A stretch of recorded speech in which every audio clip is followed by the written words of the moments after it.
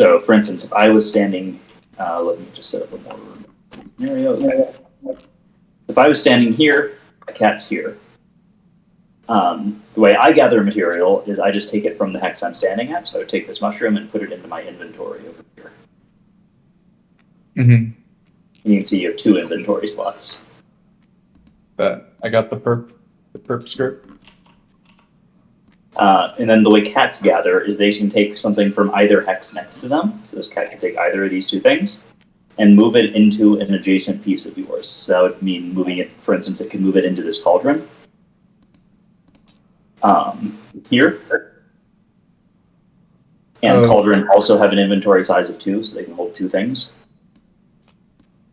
Alternatively, let's say my cat was over here. This mushroom was still on the board.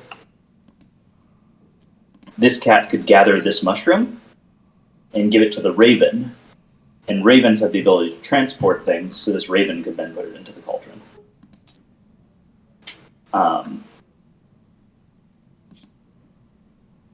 So ravens are a bridge for the cats.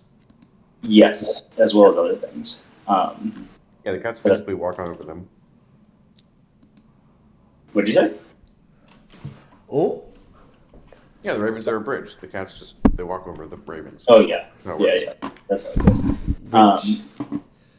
So the other thing the cat could do is it could just give a material to you. So if this cat was here and I don't have any ravens or cauldrons next to it, it can pick up the material and give it to me as long as I'm standing next to it and it'll go into my inventory. Okay. The way ravens work specifically is that they can, so cats can only move things directly adjacent to them. Ravens, however, can deliver to anything on the same hex that they're on. So for instance, this cat could pick up a material, give it to this raven, then that raven could pass it to this raven, which could put it into the cauldron. Okay. However, if the cat was here, it is not close enough to reach this raven. It has to be right next to it. Mm-hmm. So that's gathering, and that's the gather action. It just lets each of your cats gather one material, as well as you yourself can gather material into your own inventory. Once you've gathered, you're going to have some stuff that you might want to brew. So here's the brew card. Lets you brew any number of potions within your cauldron and your inventory. So for instance, if like this cauldron has a mushroom and a baby's breath in it, which would mean I go down here to the potions, and you can find which one that'll brew. So that'll brew an energizer in this case. And what I would do is just delete those the materials here.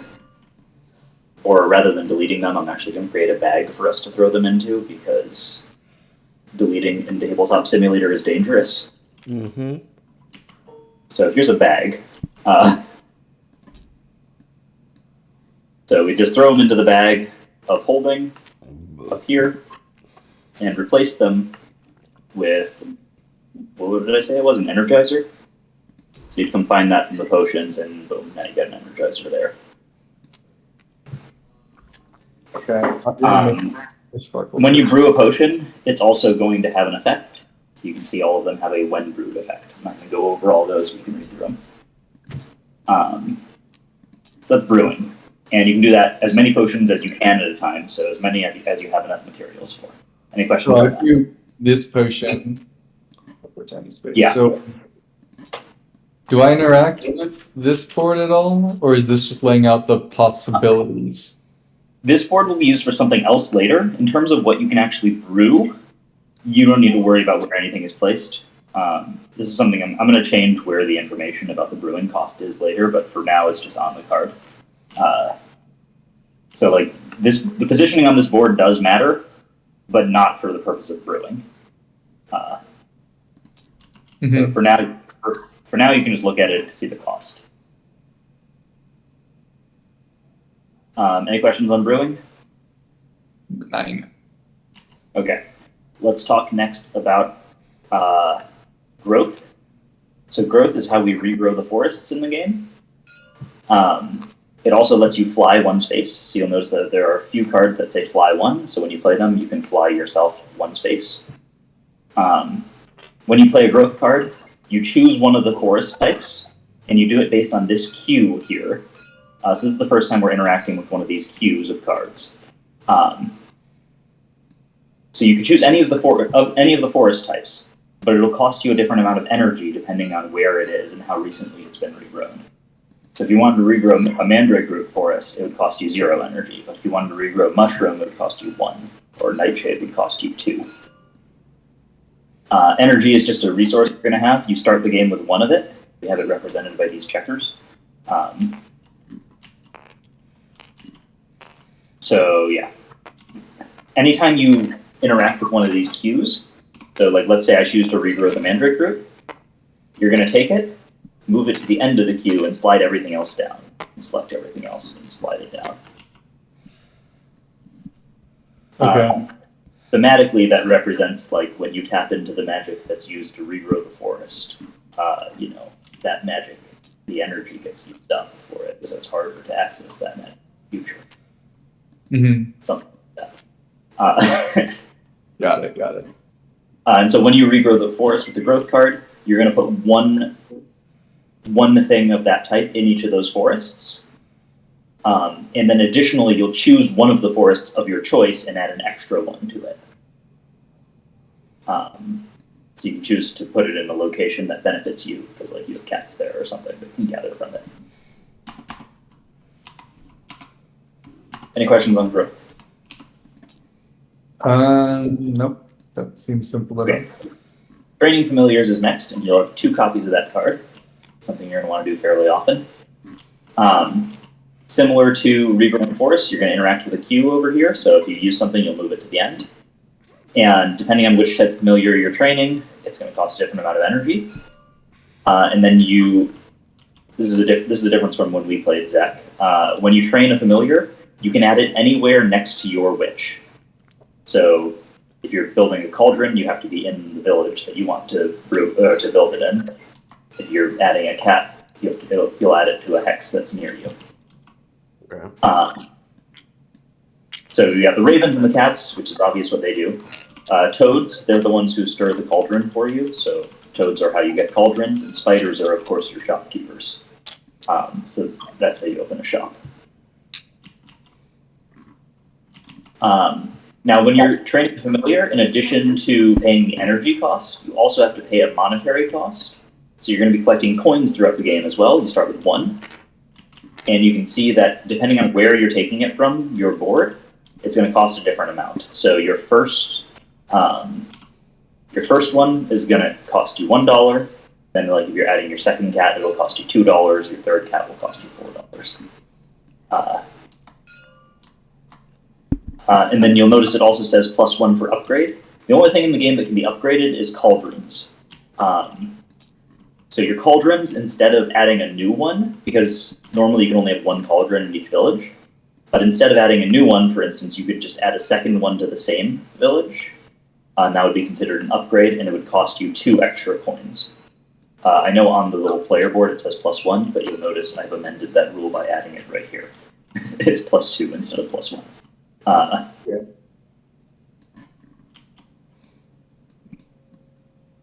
So any questions on adding new familiar? I think I got it. Okay, let's talk about the next queue down, which is the channeling queue. So channel is an action that's going to let you cast one of these special spells here. These are all things that are generally stronger effects that are all just unique effects that you can read and see what they do. These tend to be quite powerful, so it's good to think about how you want to use them. That's channeling. And again, it's a queue, so it'll move to the end. Use it. We also got advertising. Advertising lets you fly 1 space, so just like the growth card, it also lets you fly. But while you're flying, you can then advertise potions. So one of the main things we're doing in this game is we talked about brewing potions, but you're also going to be selling potions. All of the cities on the board, which are the yellow ones, have additional boards up here in the top left that show you how much in demand the different potions are. We're not playing with tree line in this game, that's only for 5-player games, But all these other ones,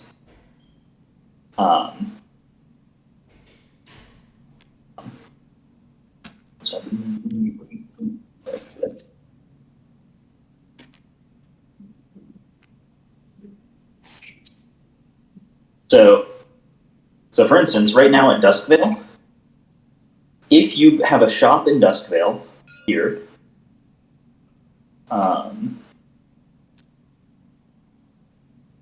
and you manage to get a potion into Duskvale, so like let's say I somehow got this potion into that shop, which I'll talk about how to do that in a second. But if I have that potion there, as soon as this is also different from how we played last time, Daniel and Zach. So as soon as that potion enters the shop, it gets sold. And it sells for whatever the current price of the potion in the shop is. So right now in Duskvale, I'm trying to sell an Energizer potion. That's not even in demand at all. So if I were to sell it right now, I would get almost nothing.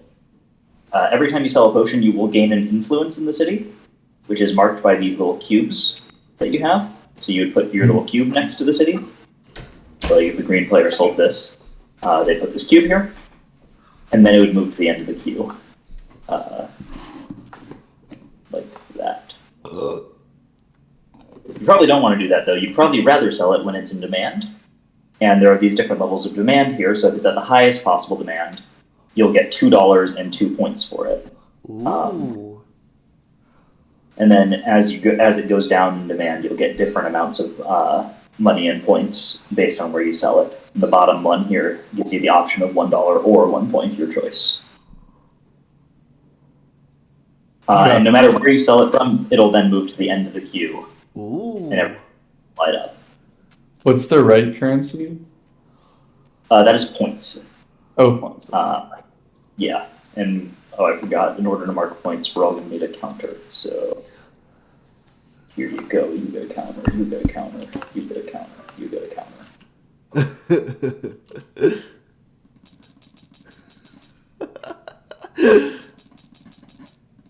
Okay. That's how we'll be tracking points. Any questions on selling potions? So if I understand it,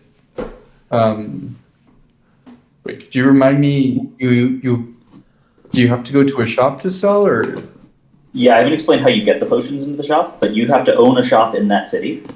And it's as soon as you move the potion in, it gets sold for whatever price they're currently at. Okay. And then I know that cats and ravens can move things around, so. Yeah, and I'll get to that in a later card, a little bit more about that. The reason I'm explaining this now, though, is to explain the advertised card here. And the advertisement, in addition to, like, when you sell a potion, it'll drop to the end of the demand queue.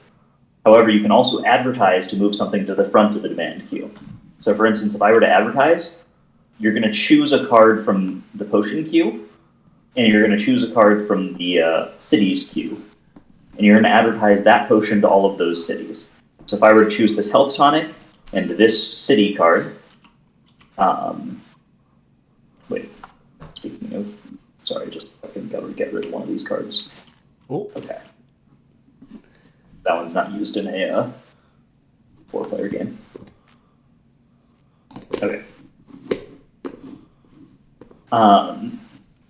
So if I wanted to advertise health tonic to these, that would cost me 0 energy, because those are both 0 energy. But if I wanted to advertise like this energizer here, it would cost me 1 energy. Or if I wanted to advertise it at these other ones, that would cost me 2 total energy. So you choose a card from both queues, and that tells you the total energy cost. And what that does is it moves that that potion to the front of the advertising queue in all of those, or to the front of the demand queue for all of those cities. So if I advertise Health Tonic to Glenbrook, Duskville, and Eternia here, it'll move Health Tonic to the front of all of those queues, so that it suddenly becomes the most highly in demand potion for all of them. It slides everything else down, of course. So that's advertising. Any questions on that? Nope. Seems simple enough. Yep, and the advertised card also lets you fly a space again. Let's talk about transport now. Transport card. lets you fly one space, and also lets your ravens transport potions and packages. We haven't even talked about packages yet, but let's talk about the potions part of it first. Suppose for a moment Green has this raven here, and here, and here. And they have their potion over here in this cauldron that they've just brewed. When they play transport, they can pick up the potion from here using this raven, pass it to this one, pass it to this one, and pass it all the way into the shop. Mm-hmm. That is one way of getting the potion into the shop. Alternatively, if you have a potion in your inventory, either because you just brewed it there, or if you want to, you can walk over to a cauldron. At your cauldrons, you can always just walk over to them and like freely exchange stuff between your inventory and the cauldron. So you could also just put the potion into your inventory, then you yourself can navigate to the city and drop it off at your shop. Mm-hmm. So that's how you get potions to your shop. Any questions on that? Sense. All right, so the other thing that you can transport with the transport card is packages. The way packages work, and again, I'll flag this as something that's different for you, Zach. This is the same as how we played, though, Daniel. Each city has a package queue at the bottom of it, and basically they want to deliver packages to their neighbors. Anytime you're in a city, you can pick up a package from that city. You have exactly one package slot in your inventory, though. So once you pick one up, you have to make that delivery before you can pick up another one. The only way to get a package into your inventory is to go to the city yourself and pick it up. So if I'm here in Duskvale, I can pick up, for instance, this Snowport package, or one of the other ones. If I want to do one of the other ones, it'll cost me some energy. When I pick it up, you're not actually going to take it off of the board here. Instead, you're just going to copy it, so you can Control-C it and then move and then paste it into your inventory, into your package slot. Control-C.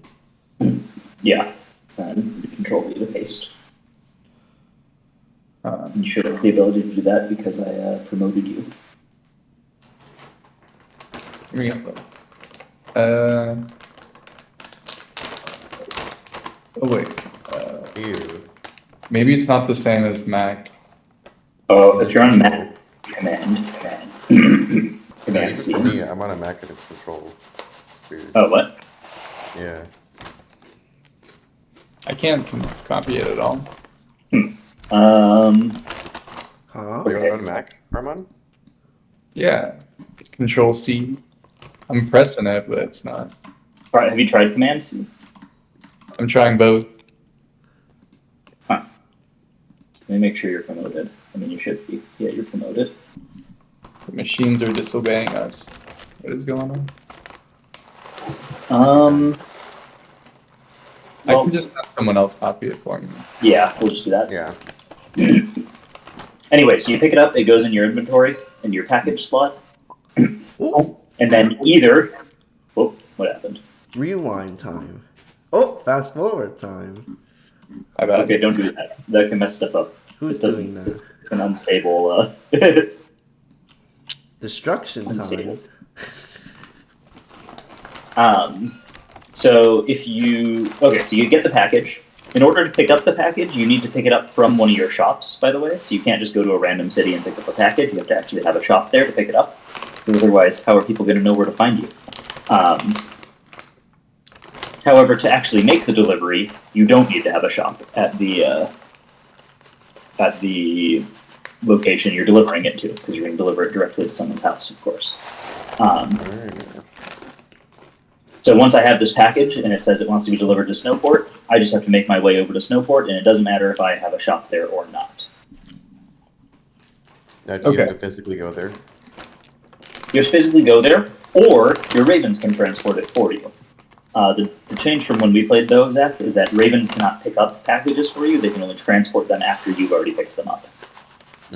So, for instance, if I had these ravens here, like something like this, I pick up this package, I step to here, Now when I use my transport card, this Raven can take it out of my inventory and deliver the package all the way to Snowport.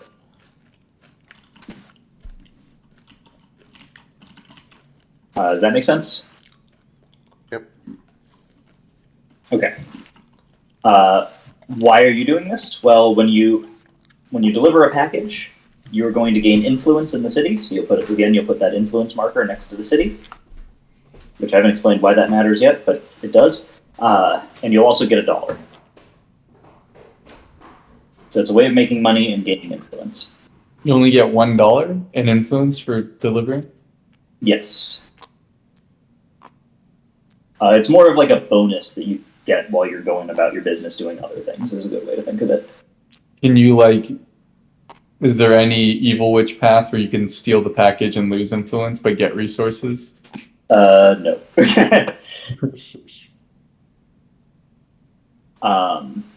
Okay, so that's delivering packages, and again, you can do that with the transport card or just by going there yourself. You also have your fly card, which is just going to let you fly 2 spaces. So it's all the other cards only let you fly 1 space. Fly lets you go 2. And then finally, you have your rest card, which is going to pick up all your cards from your discard pile back into your hand, just like Concordia.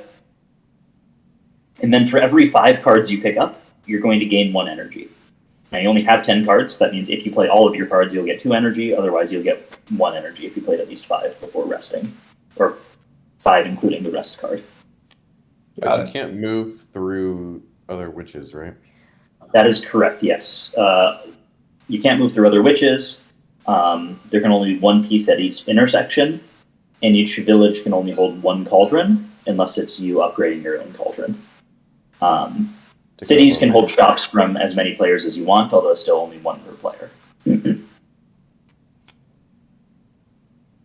We can't select the board anymore. Can't what? The board isn't selectable anymore. Oh yeah, I locked it so that we don't accidentally go in it while we're playing, because that's just a random setup thing. We're not going to have to change it. Okay, so I've explained most of the mechanics of the game. Let's talk about how the game ends and how you score points. So you score how do we do spellcasting? Channeling? Channel, yeah. Also, hold on a second. I hear running water all for some reason, and I'm gonna go make sure that's not something I need to worry about. Yeah. Oh.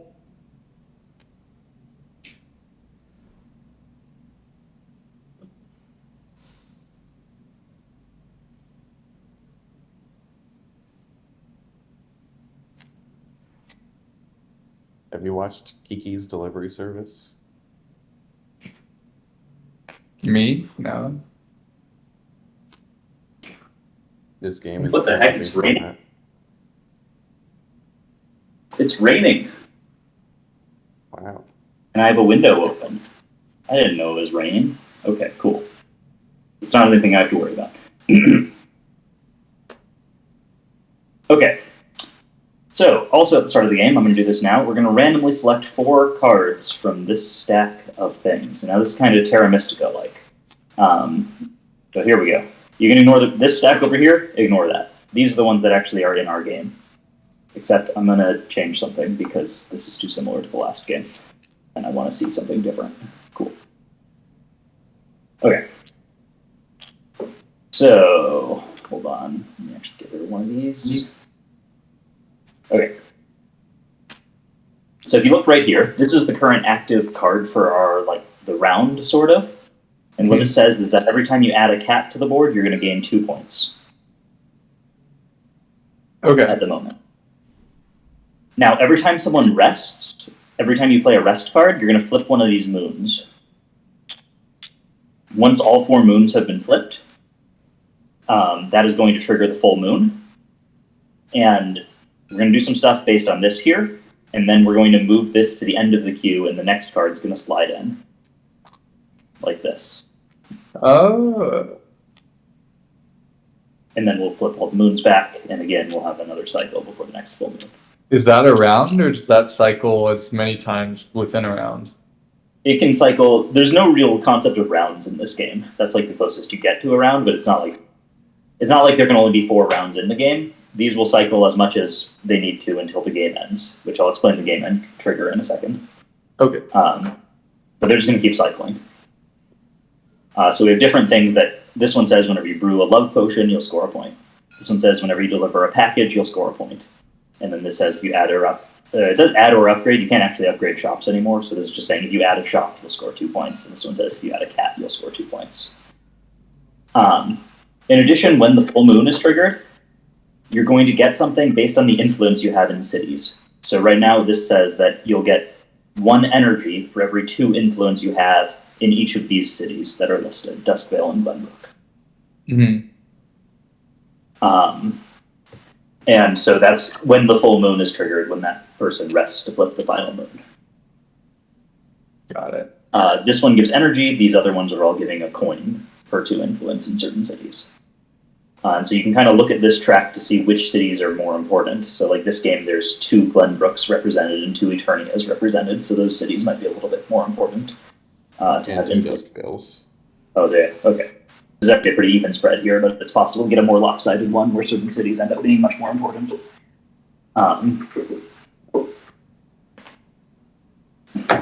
Okay, so that is that track is part of scoring and other benefits throughout the game. Now the last thing is just how the game ends, which is another component of scoring, and that's over here. We have 3 milestone cards. Or not really cards, I just made them as cards, but these are just always in the game. We have 3 milestones. Top one here is having familiars on the board. So you're going, at the end of the game, you're going to score a certain number of points based on how many total familiars you have on the board. And familiars means cats, ravens, shops, and cauldrons, because of course those are tended by your familiars. 16 is the most you can possibly have, and that would score you 13 points at the end. Now, as soon as someone has 12 familiars on the board, they're going to place an influence marker right here in this box. As soon as 2 of the boxes on these 3 milestone cards are filled, that will trigger the end of the game. We'll finish the current round, back to the start player, and then the game will be over. So it's when 2 of the 3 milestones have been completed. Okay. So, yeah, those are just having a certain number of familiars on the board, delivering potions to different cities. So this is specifically for delivering to unique cities. So if, and I don't actually have a great way of tracking that right now. I guess we can, to track which cities you've delivered a potion to, you'll just drop an influence marker onto the board, whereas the rest of our influence markers will go up onto these boards up here. So yeah, so this is, so if you can manage to deliver potions to multiple different cities, you're going to be increasing your score in a big way. And then just having coins. As soon as you have 8 coins in your possession, you can immediately drop a marker on here to track that. And then even if you spent those coins, it's not like you have to have them at the end of the game. You just need to have had 8 at some point. Mm-hmm. So whenever you achieve one of these things, you're going to drop a marker onto here to show how much you're currently scoring for it. So if you have 8 coins, you'll drop a marker here, then you're free to spend those coins. And your marker will still be there getting you those points. Okay. And again, if someone has 12 coins, they'll put one here. And once then that's one of the end game triggers. Gotcha. This is one of the big sources of points in the game that you can focus on for end game. So I think I made the amounts of points high enough on them that you're always incentivized to go for them and actually be moving the game towards the end. So scoring is here. There's some scoring here, and then these are ways you can get ahead in the game. Yep. The last 5 points per influence thing. Yes. So the last component of endgame scoring is based on your influence in each city. So you're going to get 5 points for each city that you have the most influence in, and 2 points for each city that you have the second most influence in. So there's a little bit of a fight to control the cities by having the most influence in them. Got it. And I think that's everything. Before you reset the board to start, there's a flip button. Can I press that? Flip the board. Yeah. We should be able to undo it, and if not, I saved the game before we did stuff, so go for it.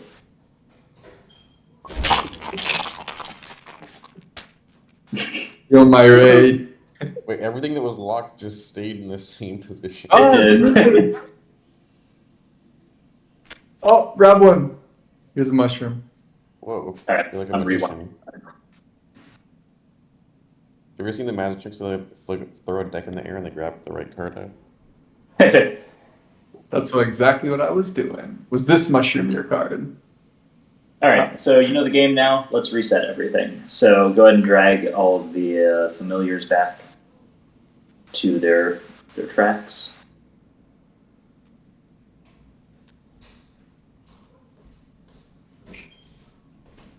You start with one of each familiar on the board at the start of the game. So you can just have those off, not actually on your board, your own player board, just next to it. I'm back.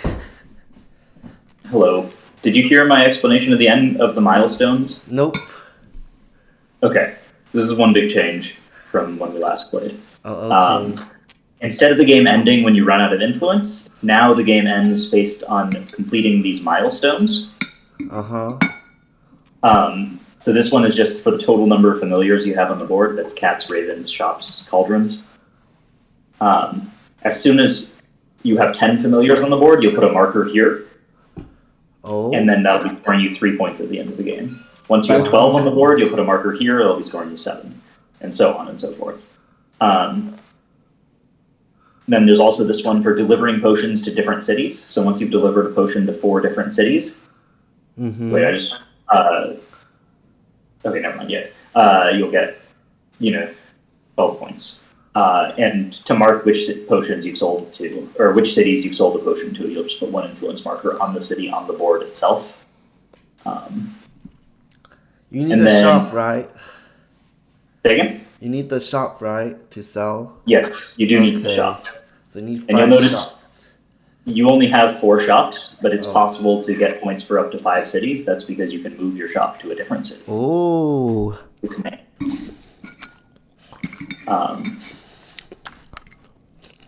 And then there's this one for just having coins.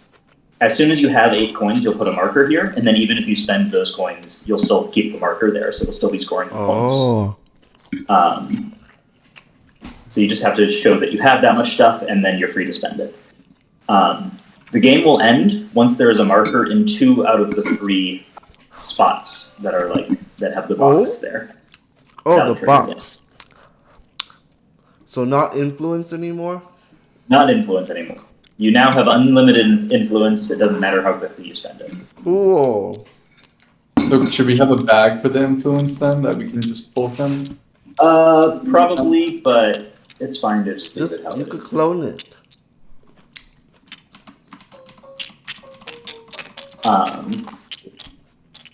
It'll help me get a sense of how much I actually need to include with the game, basically, if we actually use it as components that are limited. Okay. Can I switch to the yellow team? I realize I like the placement of the yellow team better. Yeah, join whatever team you want. Okay. There is 6 teams and they don't correspond to colors. You should be able to see.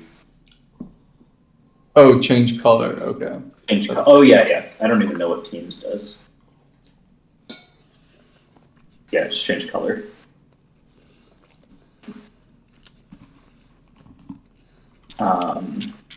Okay, so the potion cube work. This looks new. Were you not listening to my explanation of the potion cube? Just up here on the cities. I just don't know which. Yeah, so the right is the higher up. So as soon as someone sells a love potion, this will go to the end of the queue, and everything else will slide up to the right. And this is okay. So this is the next one in. That's the next one in. Yeah. Cool. And again, you can sell from anywhere in there, and it'll just give you a different amount of stuff. All right, so let's go ahead and stock up the board with all of the all the starting materials on the forests. You can grab them from the bags over here. Okay, I think we're good now. And the way the start of the game works, we all start with 1 coin, 1 energy, and we can go ahead and draft our initial starting spots in reverse turnover. So I'm going to determine first player now. We'll just do that randomly. Make it the last person to have sold a potion. Yes. All right, everyone can roll this Alright, die. go, Armand. Oh. Just hover over it and press R. Hover over what this thing? What The the? double roll. Who rolled that? I rolled it. Okay, so you got a 4. Highest number is going to go first. Why are I you got using a D6? First 4 players. Wait. Oh yeah, you could I do. got a 4. Oh, we gotta roll again after. Well, not if Daniel rolls higher. There you go. So Daniel's first. Me. All right, so Daniel's first, and we're just going to go clockwise based on how we're sitting now. So it'll go Daniel, Armand, Zach, me. Okay. I'm deleting that die now, by the way. No. Oh. Not if That I. luck die. And then we actually choose our initial locations for stuff in reverse turn order. You're just going to place your witch somewhere on the board and one of each of your things on the board. Last. And you can put all of them anywhere you want. So I'm going to think about this for a second and then choose my location. Get your shop out of here, purple. Wait, the purple doesn't even exist. Alright. I got you. Let me just. Oh.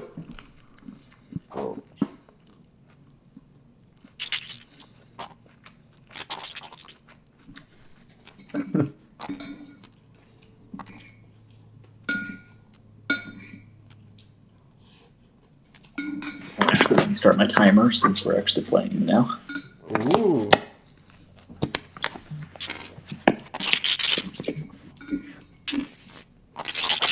Always tracking how long the game takes.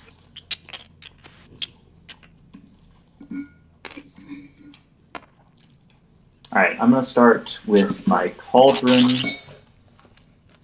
here.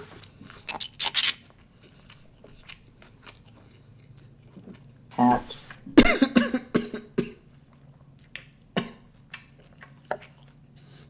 Go here. Raven here. My shop would be Glenbrook. And I'm going to stand... I'm going to stand in Glenbrook. Weird. So you're okay. Daniel So is. if you're in Glenbrook right now, do you get to just immediately get a package? I could, yeah. But like on your turn, you can pick up stuff like packages.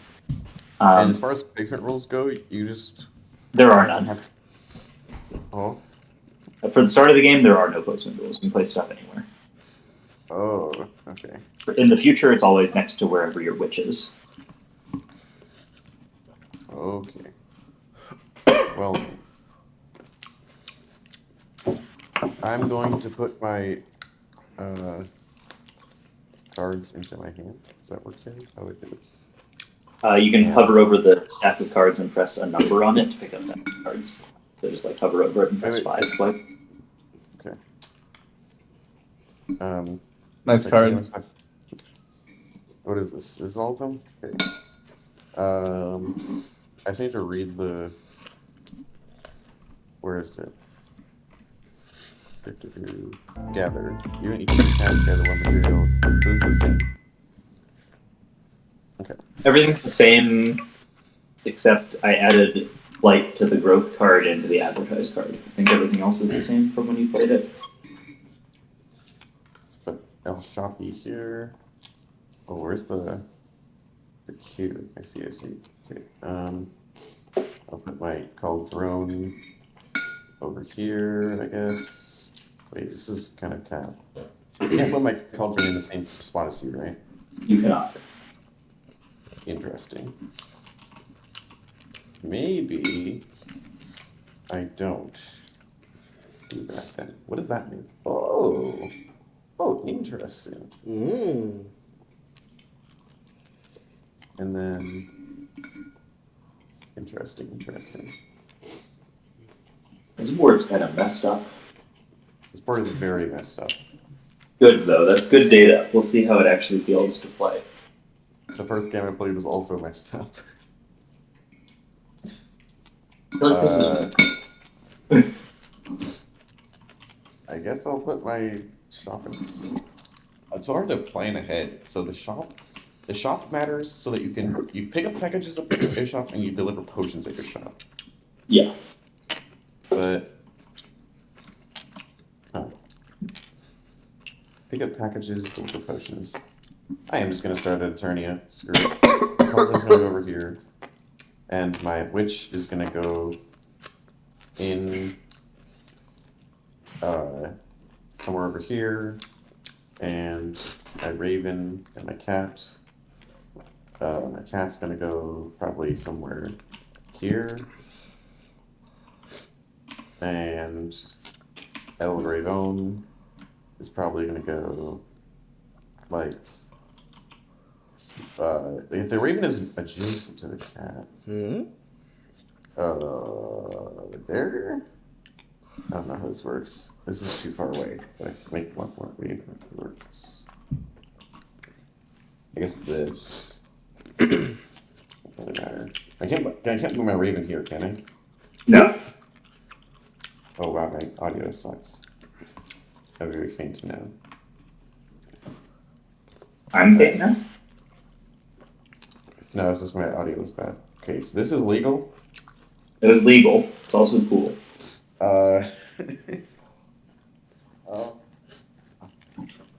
Actually, I should put my thing over here so there's no competition. But then when my cat gathers, it can't deliver to me. But it could if I was here. Correct? It could through the raven, yeah. Interessante. Hmm? Okay, I'll go with this. Locked it in. Boom. Congrats. Okay. And Armand, it's your turn to set up. Alright. Can you place a shop where someone else has placed a shop? Yes. Can you place a cauldron where someone else has placed a cauldron? No. Raven and cats can't block you. Or can't overlap. Correct. Okay.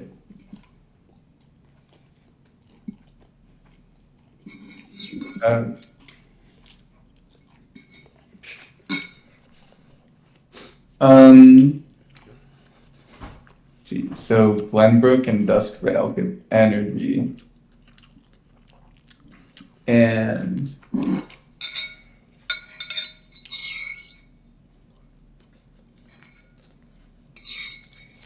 okay. I will go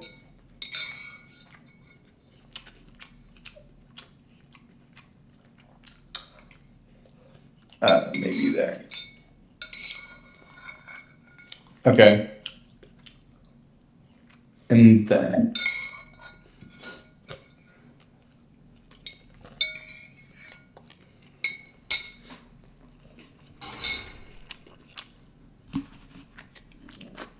so wait, this raven, where can it deliver if I have a cauldron? You can't deliver there, right? It cannot. Yeah. It also can't get anything from your cat right there. Cats have a range of like one intersection. Oh. When your cat collects, does it take everything near it or only one thing? Only one thing.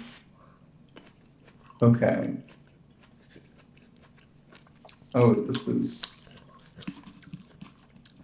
A little tricky. Let me just get my pieces out.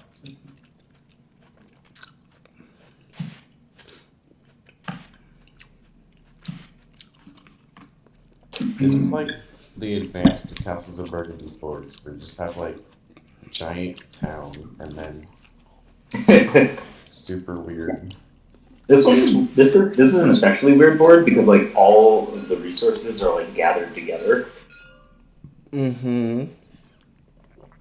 There's not even a lot of spots where you can like gather multiple of the same resource or of different resources. I mean,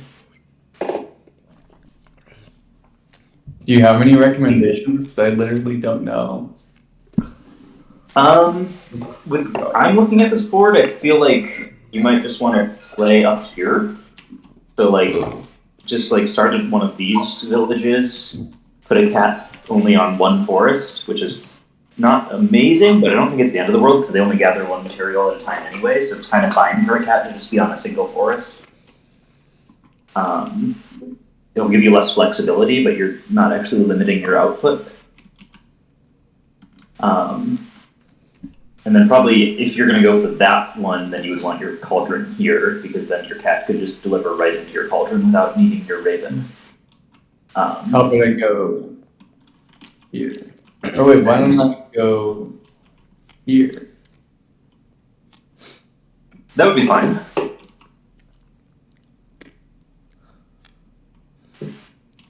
And then later you could think about adding another cat like to this intersection or this intersection. That way you get access to another type of material. Interesting. Yeah. You should note also that cats don't have to deliver through a raven. So like if you wanted, you could put your cat here and then your raven could go somewhere else and like be set up to deliver things from this cauldron to this shop, something along those lines. Because your cat can always pick it up and drop it directly into your cauldron. Is there no connection? Like, if I did have my raven here, how else would I go from my cauldron to the shop? You can't. You need a raven, or you need to pick it up yourself and move it. Okay, then I'll just do this, I guess. I don't know. Maybe that's fine. Or wait, maybe it's better. Oh, I'll try this. Thanks for the help. no problem. Okay. I'll give you 1 bonus point. I will not. I shall abstain. Then Daniel Alright. turns. You set up, and then you also get to go first. What's 3 demand markers for poison again? What that mean?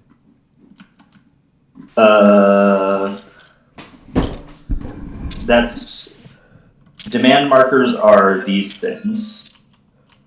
Oh, these. So potion demand or package demand. Not this potion. Okay, gotcha. And by Cool. front, you mean like the highest value potion? Yeah. But the front of Duskvale, so the front of the front of the packages is on the left, but the front of the potions is on the right. Yeah.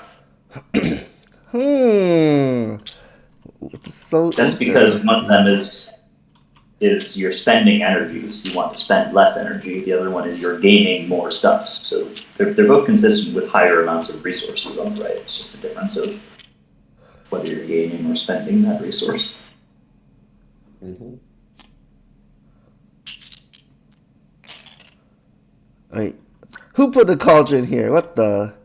Okay, god damn it. There's no good cauldron spots unless you start like up there. So I don't know. Man, there, look, it's a 4-way intersection. Isn't that cool? Wait, can a cat transfer, or is it only ravens that can transfer? Cats, immediately after picking something up, they have to give it to an adjacent piece. Only ravens can transport stuff. Oh, then I put my raven there instead. That would be fine. It does pretty similar things in both of those spots, but yeah. Because if I put a cat here, I think it's better. Eternal. Yeah. Yeah, that's probably a better spot for your raven, just because then you can start, you're closer to delivering stuff in other locations.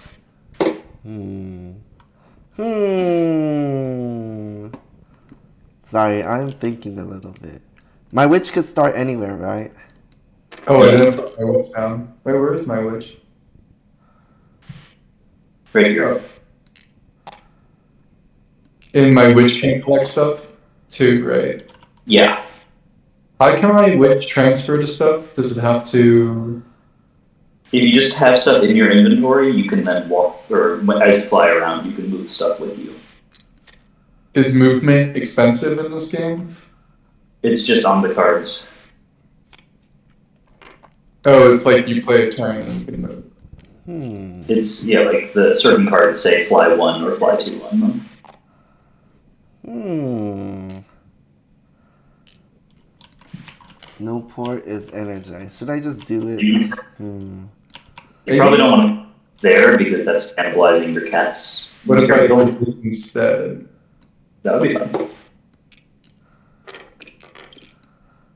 And then I can get.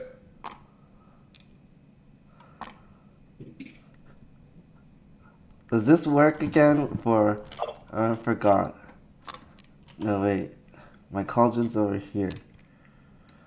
So, can the cat deliver it to the raven, deliver it to the cauldron here? I forgot. No, because the raven would have to be touching the cauldron. Ah! It could deliver to that raven, and then if you put another raven, like here or something, then it would be able to get to that cauldron. I like my cat over here.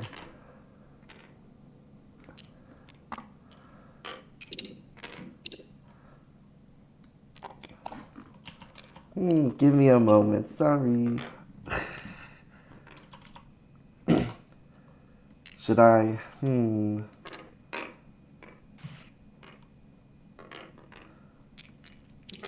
Going first means I dictate how the game plays out.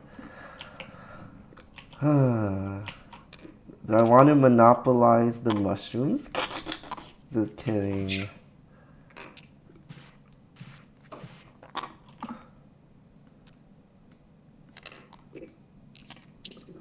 Okay, I want my raven to be here, actually. Does this make sense? Armand's gonna be a master of monotone. Newport City. New Moon City is over there. Okay, I think this looks fine. Wait, let me remember what does this do? Transport, fly 1, and then deliver over there. Okay, let's just do this. I think. Yeah, let's just do this for now. Okay. Start. Okay.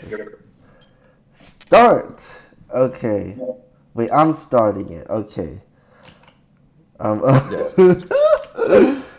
Let's just do the good old hunter gatherer.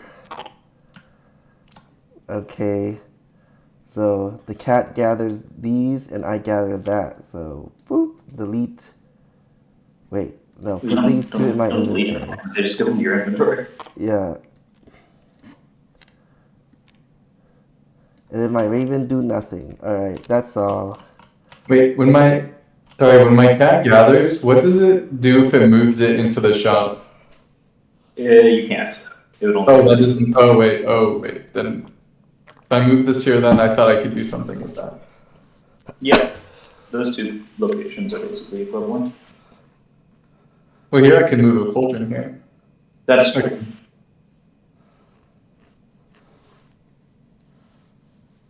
Okay. And then it is your turn. Yep. You got this, Armand. Oh, my turn. Okay. I will. Let me get my cards.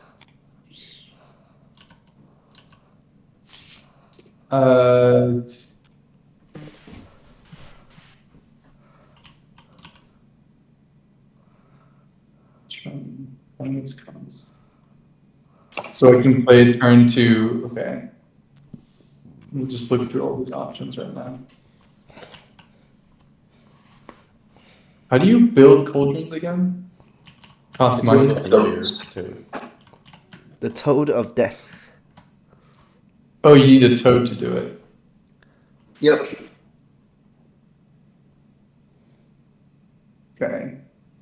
By the way, I like what you did with adding movement to advertisement and gather or growth. Yeah, it was pretty necessary once I wanted to simplify the placement of familiars on the board, and so I just made it so that it was next to your wish. And then it was pretty necessary to add more movement, so I just chose those cards to incentivize them, because they're cards that otherwise you don't necessarily always want to play. How much energy do I start off with? One. No. That's the red checker there. Okay. And okay. I will spend 1 energy. Oh, already? And I will buy a cat. Oh, This is the bag of deletion, by the way, right here. Oh, okay. If you throw it off to the side, it'll come back. So you want to play the train card from your hand? Do that. Trying to Oh my god, where did you... Okay, and you can just start a discard pile and like your stuff. And discard piles are all public information, by the way, so just keep it face up. And then you move the cat to the end of the queue. okay. I'll help you move it. And everything else back down. You paid your energy, and you can add your cat. What?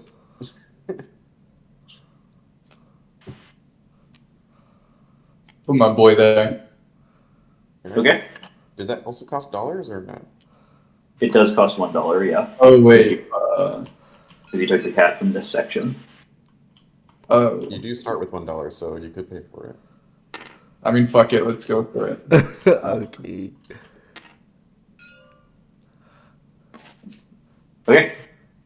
Zach. Right. I'm going to Gather up. Oh, interesting. Oh. What the hell haven't I? Okay, this is interesting. It's not what I thought would happen.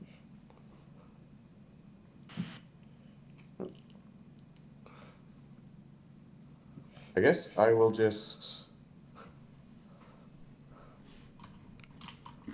gather. So the potions sell for... It's always 1 influence and then whatever it says on the board. Yeah.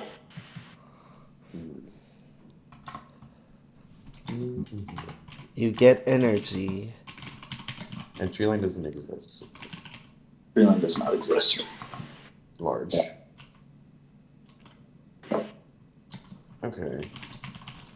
And then just checking things. Alright. I'm going to gather.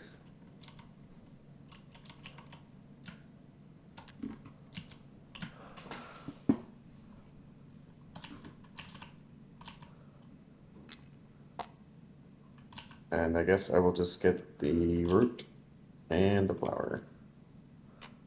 Okay, you move those to your inventory. I'm going to train a raven. Ooh.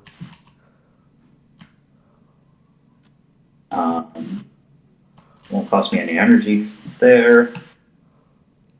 It will cost me a coin still, though. Delete out the coin. There's my raven, right. I don't know if it matters very much. Put it right here.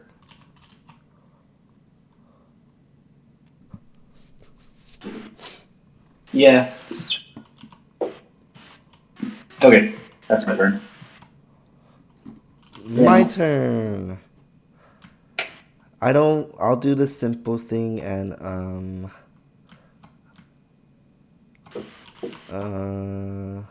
Energy is down for. Say again? Where did That's these when you advertise. When you advertise, you choose a card from. Whoops. You choose a card from the top one and a card from the bottom one. Has nothing to do with brewing, importantly. It's just with advertising. Let me see. Oh, gather with transport materials. So these potion tracks at the top move when someone fulfills the demand? Yep, or when you advertise. I'll fly. So you can absolutely like see what potions people are brewing and advertise different things just to annoy them. So I fly to Snowport, I could get a package, right? And then maybe... Yes. And then you can continue flying. Yes. The flight is all like you can do stuff along the way. So yeah. Daniel flew into Snowport. You're picking up one of the packages and then continuing your second City. flight movement in the alternate area. Alright, got a New Moon City package. And then I put stuff in my cauldron. Oops. Okay. And then while you're doing that, Armand, you can go. All right. And remember, Daniel, you can also like brew stuff within your inventory, so it's not like you have to put it in the cauldron. What the? Really? Then what's... Oh. Okay. Do you still want to do that, or do you want to change what you're doing? I'll change. Wait, really? Okay. Brew you could just do it in the inventory. Okay. Yeah. I didn't know that. Thank you for reminding me. Okay, I reset the Snowport packages and delete the package you picked up. Okay. So cauldron is just there as like a storage, right? Or I don't know. Yeah, it makes it so you can brew more at once instead of just brewing stuff in your inventory. Okay, I'll brew in my inventory. That sounds better. Get myself brewing an energizer. Where is this one? Yep, it's this one. You get 2 energy. Oh, 2 energy! Yay! Okay. Wait, how did you get energy? By brewing an energizer. Yep. Oh. Or you could brew a love potion right now.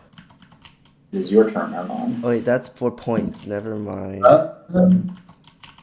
Dude, hold on. I think I had a DoorDash order, and I think they just came. Okay. We can like skip my turn, and then I can come back to it. Or would that? Okay, I'll try and be quick then. I'll be right back. Okay, bye Armand. Armand gets -1 points.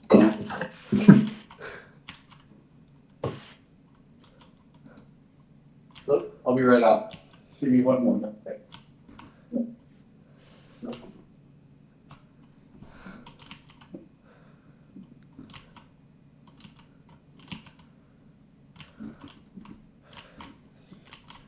Anyone watch the new Jujutsu Kaisen episode?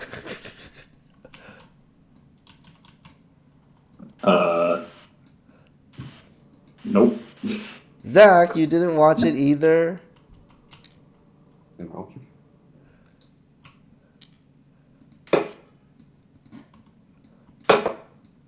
Well, This game is Sukuna... hard. Oop. This game is hard.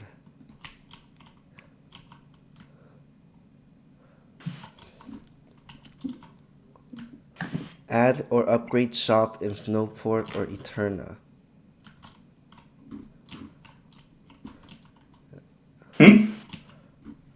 Oh wait, I was just... You don't have to upgrade the shop. It's add or upgrade shop anywhere. Oh, okay. And deliver anywhere, right? Yep. This gives you energy per 2 influence in Duskvale and Brimford. 2 coin per 2 influence. Oh, it's only energy here. So energy seems a little scarce. And then there's a add a kitty. Interesting. Oh. What? Yeah, I could have just done a lot better things. So you only get influence when you, for delivering packages to the place that you deliver to. Huh? Yes. Oh.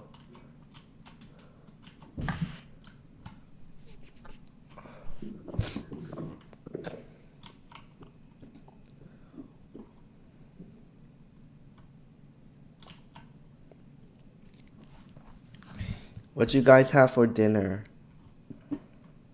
Butter chicken, Yum. homemade. It's delicious. Yummy. I had broccoli, rice, and chicken. It also sounds quite good. How about you, Zach? What about me? What did you eat for dinner? I ate some leftover chicken and a piece of pizza. Pizza. Yum.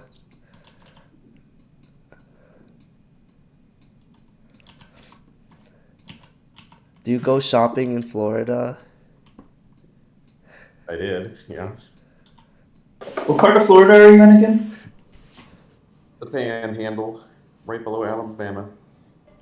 Alabama.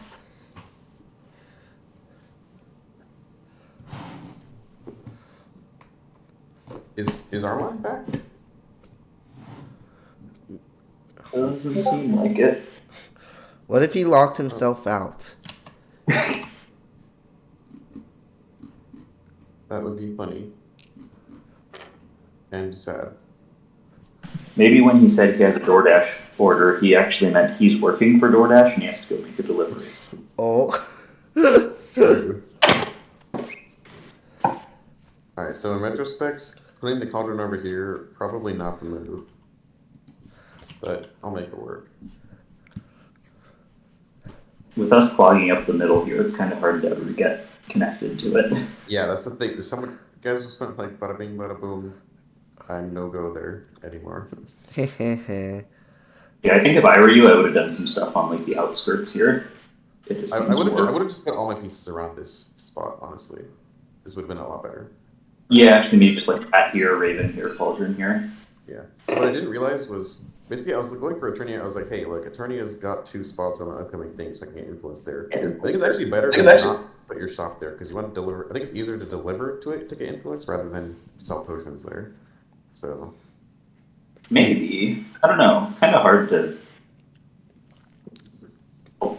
Delivering packages is not the easiest thing until you have your Raven network developed. True. Which I guess you could by the time we're in these Eternia ones.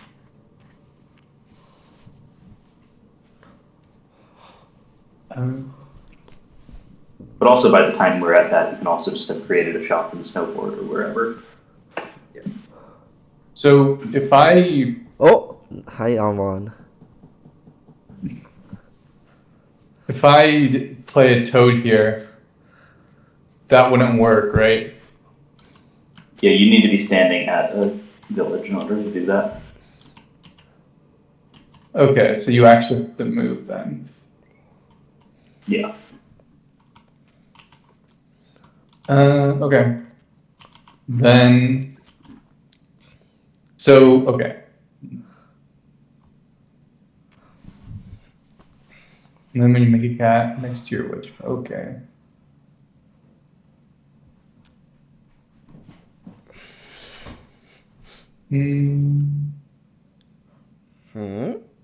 I will choose fly. Okay. Why? You just put it in your terminal.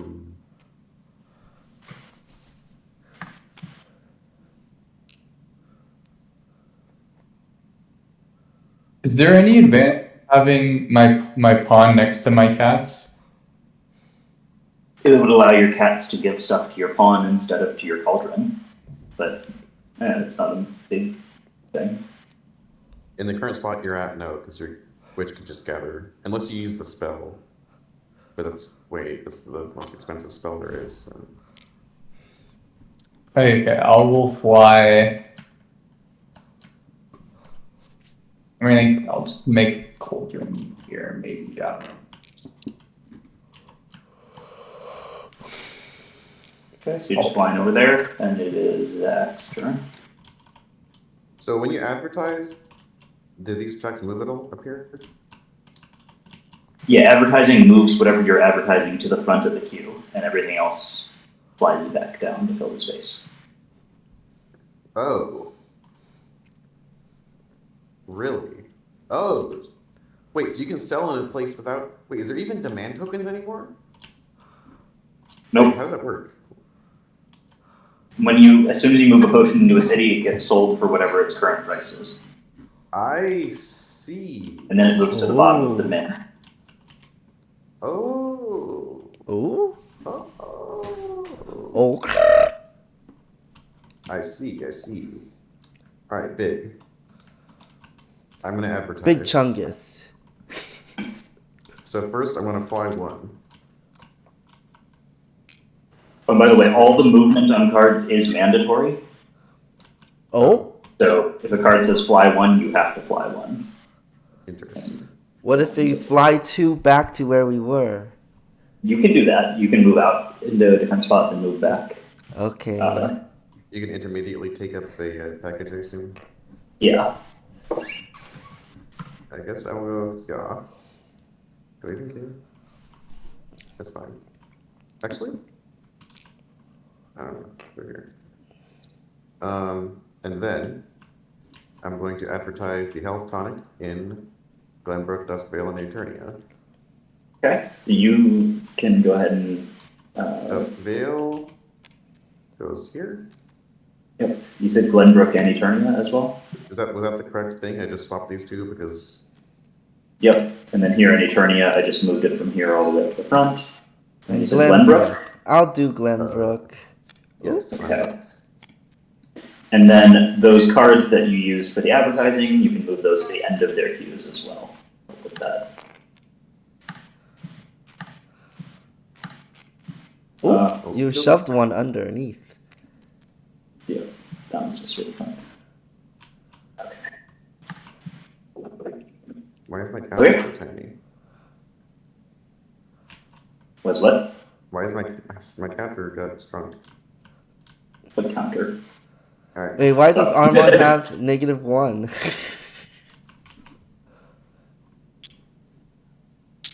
I believe it is your turn, Reno.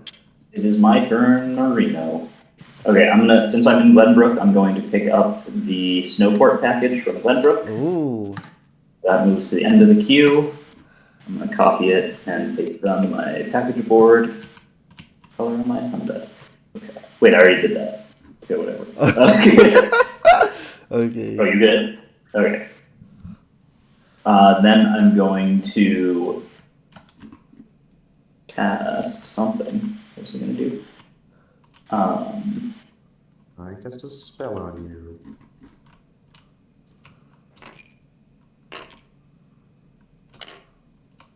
I'm going to cast Growth, I think. Oh, Growth. Ooh.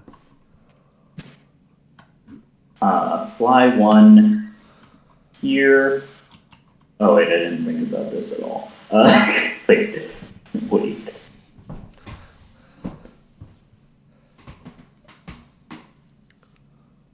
Actually, that's fine. Yeah, I'll just regrow mushrooms. Be right back. Why is everybody leaving? Alright, so I'm regrowing mushrooms, so that's going to put 1 mushroom on every mushroom forest. And then it puts 2 of them on one of my choice, and I'm just going to choose this one here that I'm connected to. And then it's your turn, Daniel, who's going to be right back for some reason.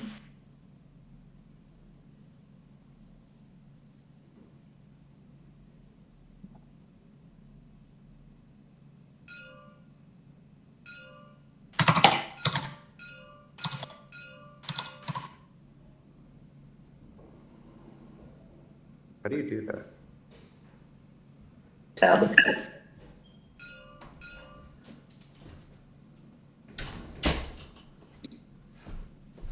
15 inches. Oh, I'm back. That is correct.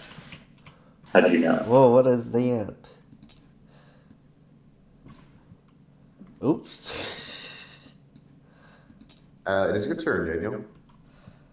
Alright.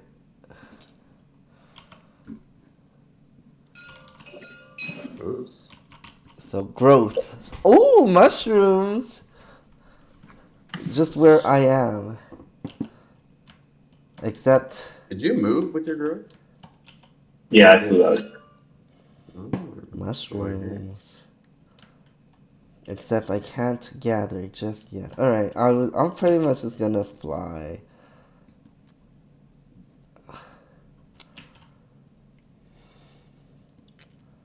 I fly to Snowport and drop off this potion and get the package. Okay. And that's the one that's $2 and 2 points at Snowport. So you can take that. Oop. Alright, you could help me move it. $2, Oh. 2 points.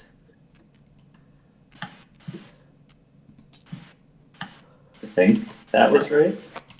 Yep. 2 points. Boop. Alright, and then the potion goes at the end. Yep. And then Armand, you can go.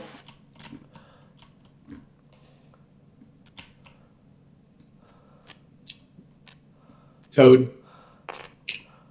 Toad. Okay. Toad. Okay. Toad. Although actually, sorry, Armand, you cannot currently build a toad Oh. because it would cost $1. Armand, where's your money?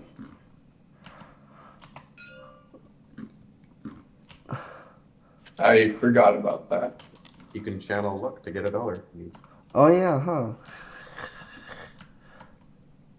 I will do that. Oh wait, I could actually move one more. I forgot.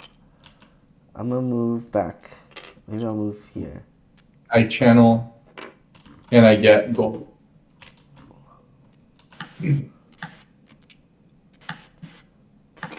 Yep. Yeah, I'm still thinking where I want to move one more because I could if I want to.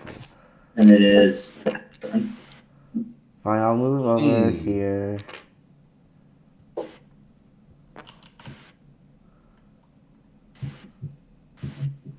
Wait, no, I don't want to move over there.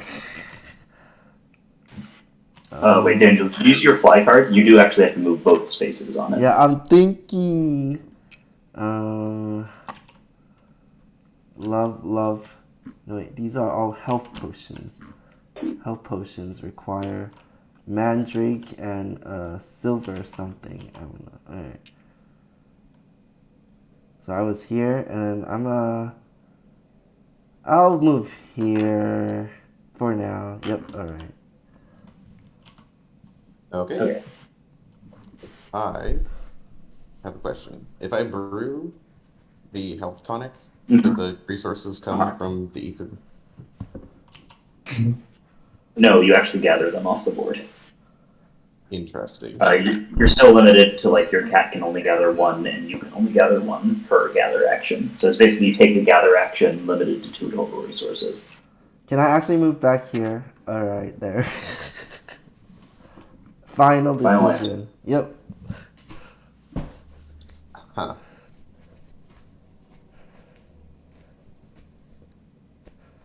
Or actually, technically, I can move back here. There. Final answer. Okay. Okay, G. Huh. Well, that puts a wrench in things. I guess I can always get something.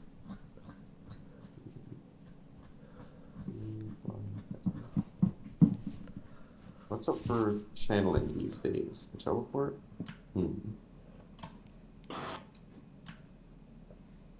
Alright, I'm just going to L Grove. Oh, wait, no. I only have 2 spots in my inventory. Huh. You should brew in your inventory. Or you Yeah, I guess could. I'm just gonna brew. Ooh. Oh, wait, I could make a toad. Oh, no, I can't make a toad. There's no shop. All the towns are over there. Oh my god. This is crap. Whatever, I'm gonna brew. I'm making the health tonic. Nice. So these are gonna go over here. Why do you not want them deleted again? Why does it matter if you're gonna die? I might delete the card or something. Whoa, I cannot hear you at all. that you with all the static? Huh? You're in a bunch of static. My computer might be having a loud fan.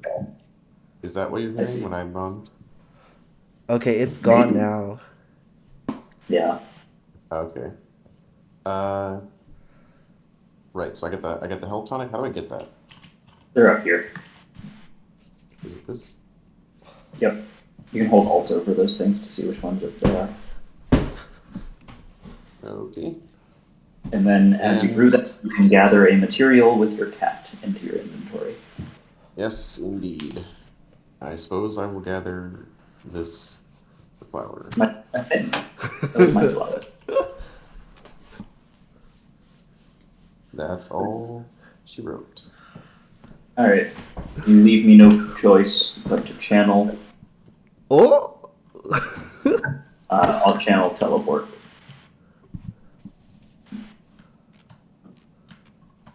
And move myself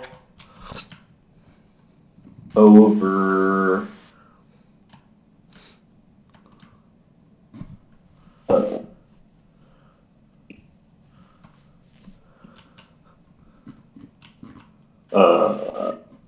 Here, I guess. Sure. Cool. I'm here now. I guess I could have just flown there. No, I'd rather teleport. Okay, cool. Final answer. Cool, you guys. So cool.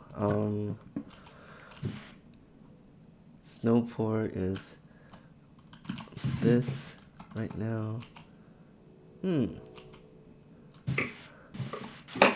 Advertise love potion? Love potion is this one? Or do I just want to grow? Or just rest? I have 3 cards. Or should just train? Or command? Oh yeah, I forgot. I need to put an influence on Snowport, right? There. Boop. Oops.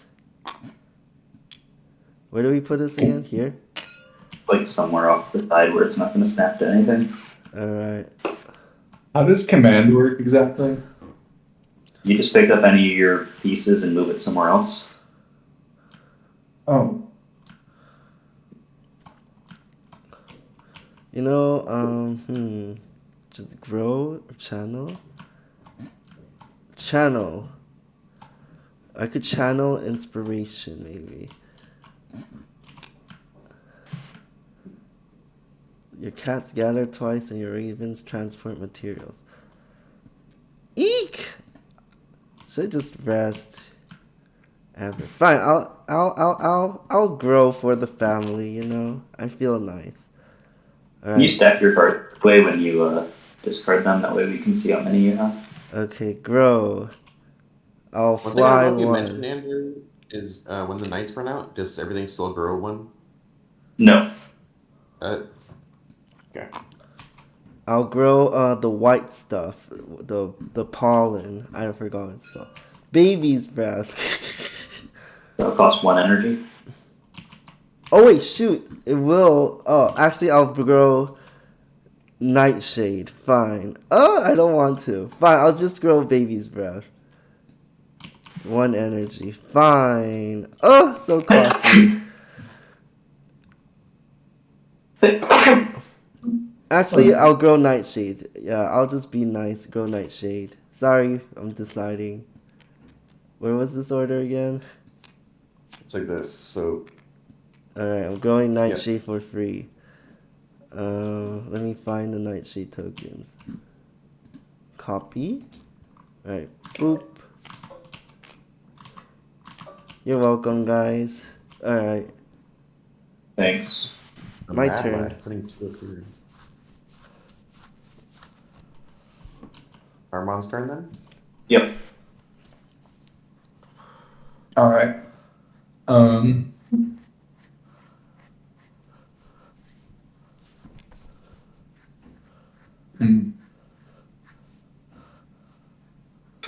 I will toad. Toad.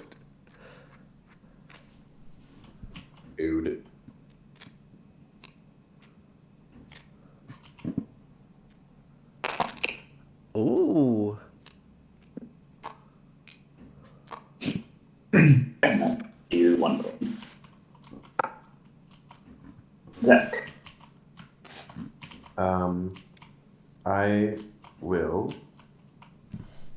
growth. I think. What's the cheapest? Yeah, I'll do that. I'll grow. Mandrake root. Yay, everyone's growing. I want to help fill the mandrake roots one each. I'll just do it actually. Where is it? Oh, They're there's over probably here. one on the board. Alright. Well, I've done one of each. Which one would you like to add an extra to? Double grow. You want to add it? There you go. Okay. And The then, bags are. I was technically supposed to move first, so doesn't matter though. I'm moving over here, and I'm selling my potion. Ooh. So I just drop it over here. Yeah, or just throw it in the bag of deletion. Oh, it doesn't go back into the bag of getting. No. Alright, I'll move the potions down. Okay, and I get $2 and 2 points, I think. And Yep. influence. Yep. Influence goes up here though. Yeah, you'll just have to put it like off the side because there's snap points everywhere. Wait. I wish I could just like a no snap zone, but unfortunately I cannot. I don't think. All right. Don't move. I'm gonna lock this in, so don't move. Wait, how you lock it in? Oh. We'll do it later. I'm not gonna do. I get $2 and 2 points, and that's the end of my turn. Right, I think.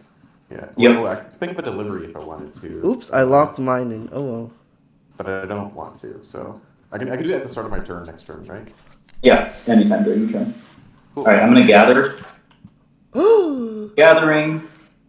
My cat's gonna grab a mushroom and hand it to this raven, which will put it in this cauldron. And I myself am gonna grab a mandrake root into my own inventory. I'm done. Alright, then I will just rest in peace. 1 energy for that. And this goes back to my hand. Alright, I'm done. And then you flip one of the moon tokens. Oh yeah. Whoop. Armand. Yes, sir.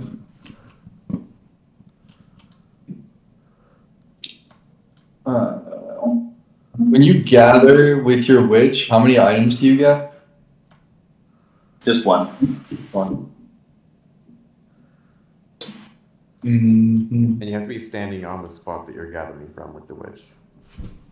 Got it.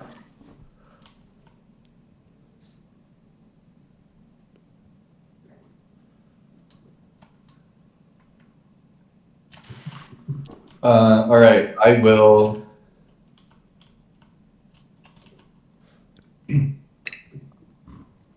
See, Lenbro.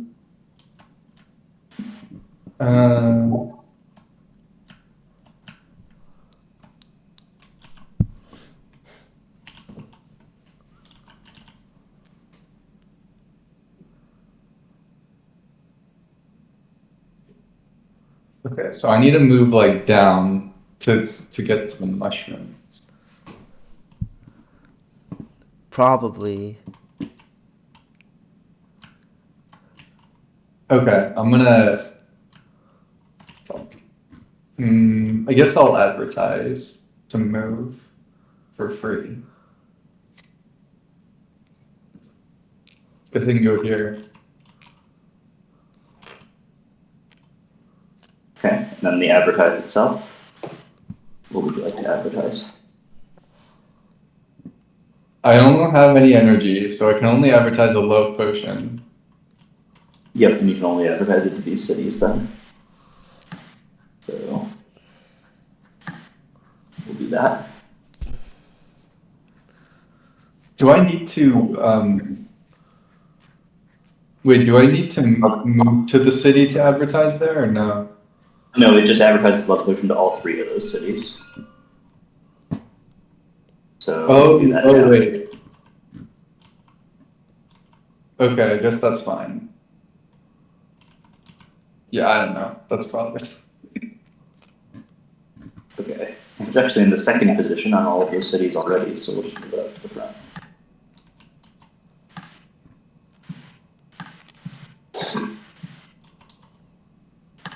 Can I go over here then if I don't have to be on the city to advertise? I thought you did. Yeah, that's fine.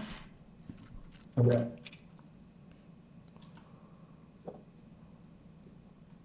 Okay, was that the end of your turn? Yeah. Alrighty. I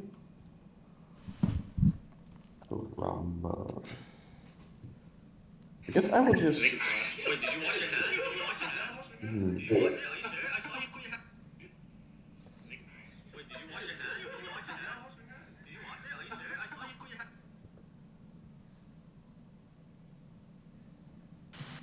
I'm gonna rest.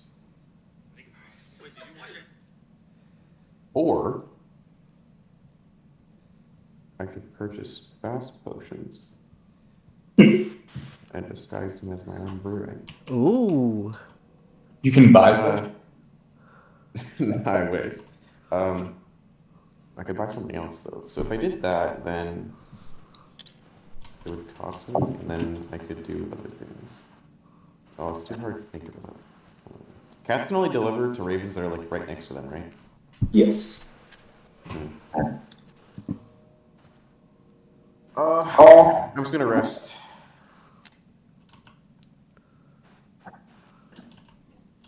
Okay. I'm gonna fly.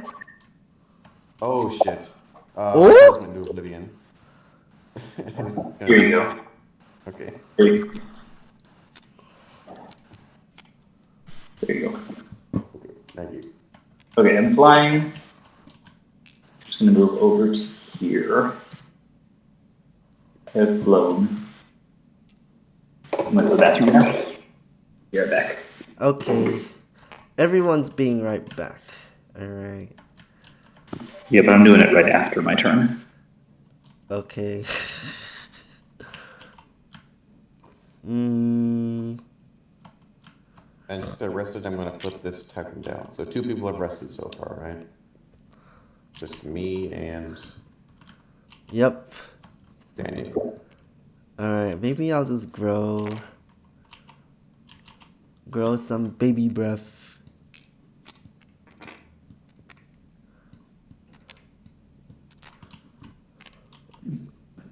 Wait, Zach is blue. He's right So there. here and here. But I can choose a place to grow twice, so maybe here.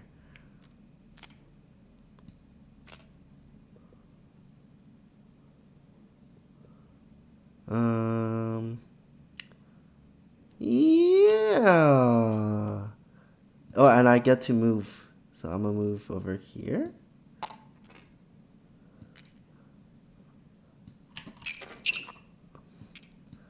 I want to move down here. I can only move down, yeah. Sure. Alright, I move over here.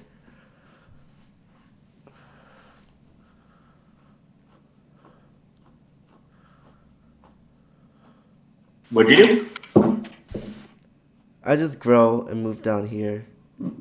What did you grow? Baby breath. Now it's on the end. All right, Armand. I will growth.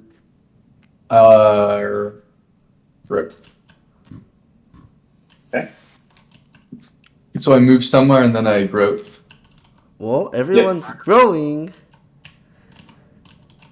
Look at how good growth is now that it has a move on it. Yeah, isn't it? It's so much better now. I will go here. And what are you growing? You have no energy, so you have to grow mushrooms. Oh, it will be so. Oh. This was when, yeah. Yep. Wait, then, oh, wait. Can I just fly then if it does? I feel like I'm not benefiting myself. Sorry, transport. Yeah, that's fine.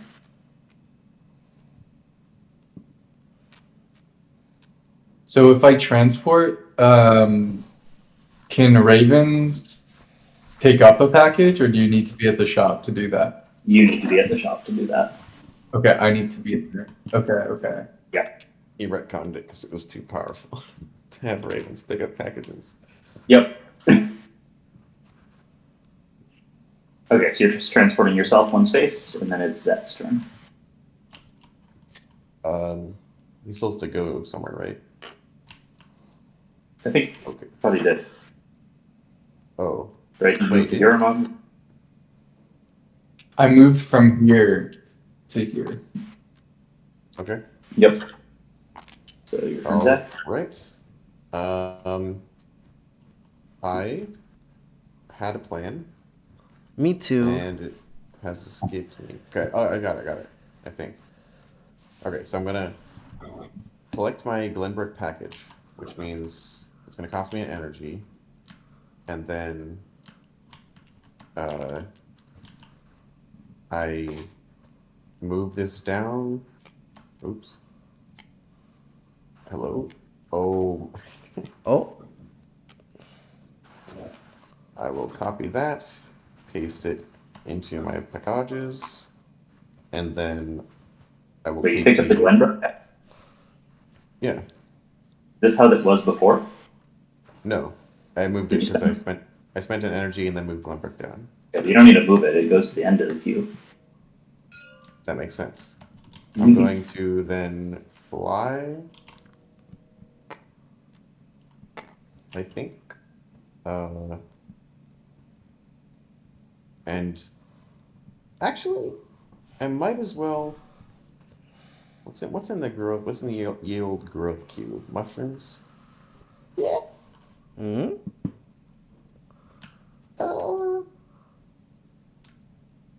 Okay.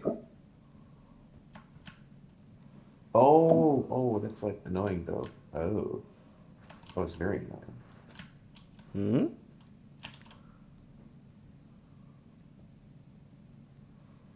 I'll grow. No, I'll fly.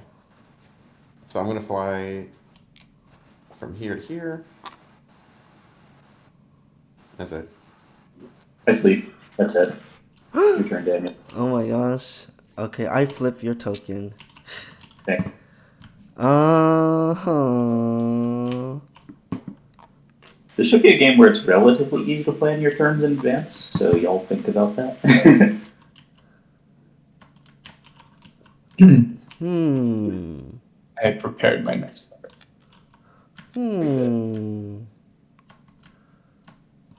Fine, I'll just train.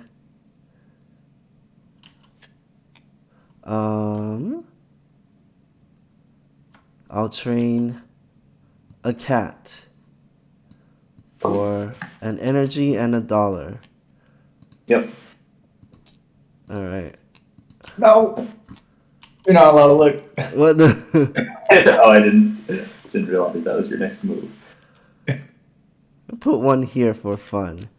So Wait, no. Okay, you've trained a cat. Armand, your turn. Making a move too, real quick. Okay. I will Daniel, pay for your cat, by the way. Huh? play the next card. Wait, what? Did you pay for your cat? Yeah, I did. I paid an energy already and a coin. Okay. And I am forced to grow mushrooms. Okay.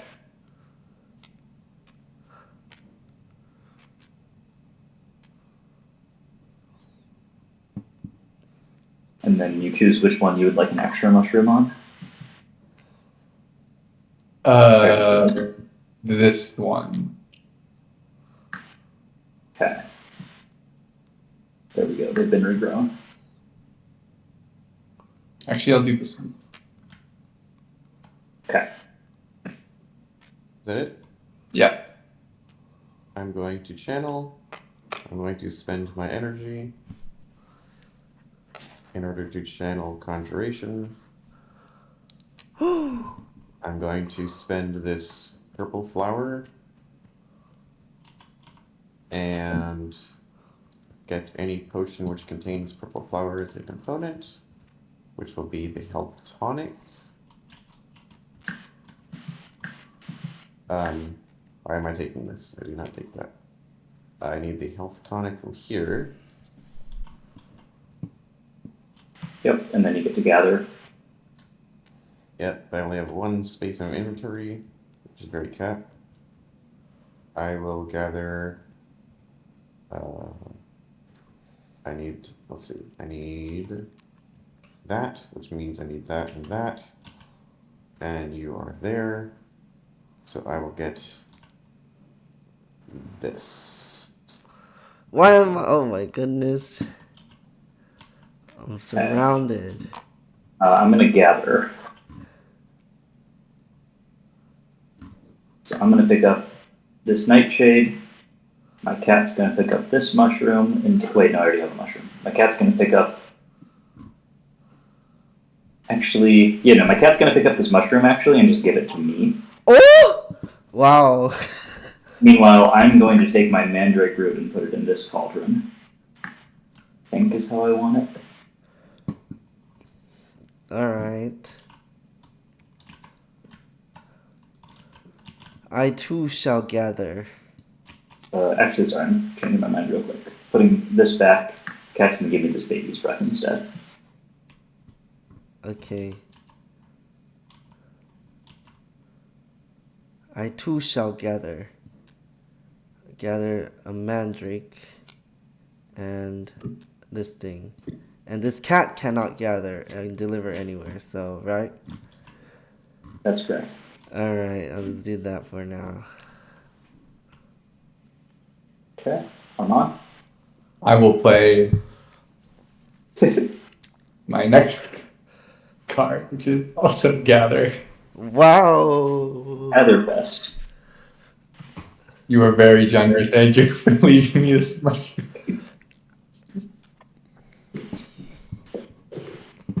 It's more that I just didn't want it. True.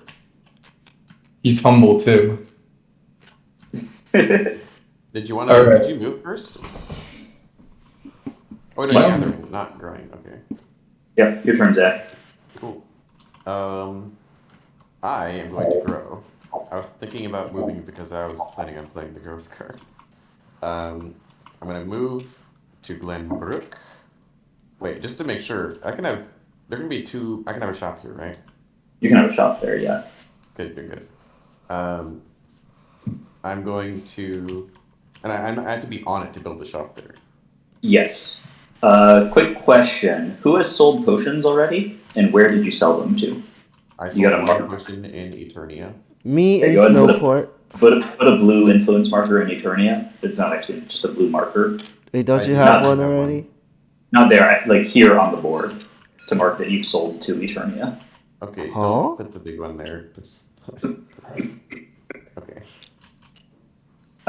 Because for the purposes of the endgame milestone, Oh, you need to know how many cities you've delivered to. okay. What if we color a calculator and just put it there instead and make it small, and then you can just count that way instead of dumping a bunch of. A calculator for each person. I think I mean, it's if- easier to use cubes. What if you have like 5 influence? If each person has like 5 influence on Eternia. Well, you only need to mark the first one in each city because it's counting the number of cities you delivered to. So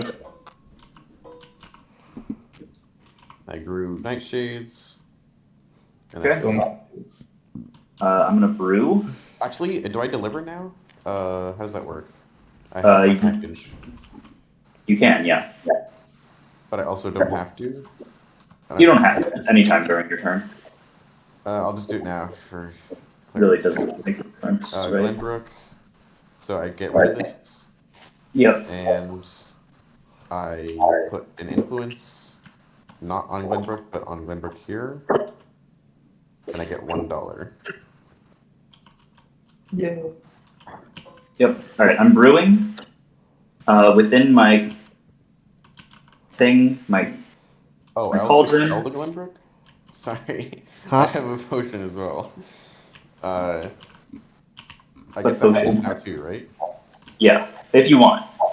A health Wait, no. You need a shop to sell. Oh, yeah, it's okay. Go. My bad. Okay, so I'm brewing a love potion in my cauldron, which scores me a point because of the round. And then in my inventory, I'm brewing a sparkle potion.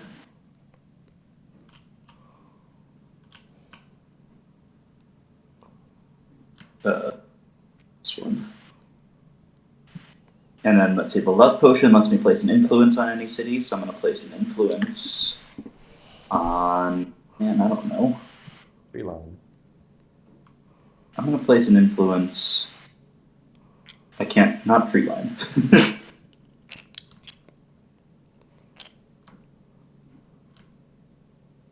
I'll go with Glendra. And then my sparkle potion lets me teleport. And I will teleport into Snowport. Ooh. And drop off my delivery.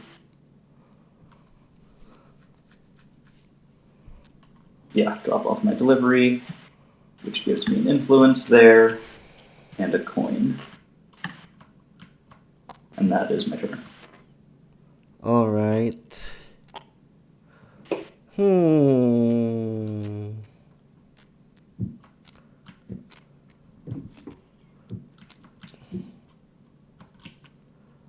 Oh, wait, actually, no, I don't want a delivery right now because next round's a delivery point round, so I'm just going to hold on to it.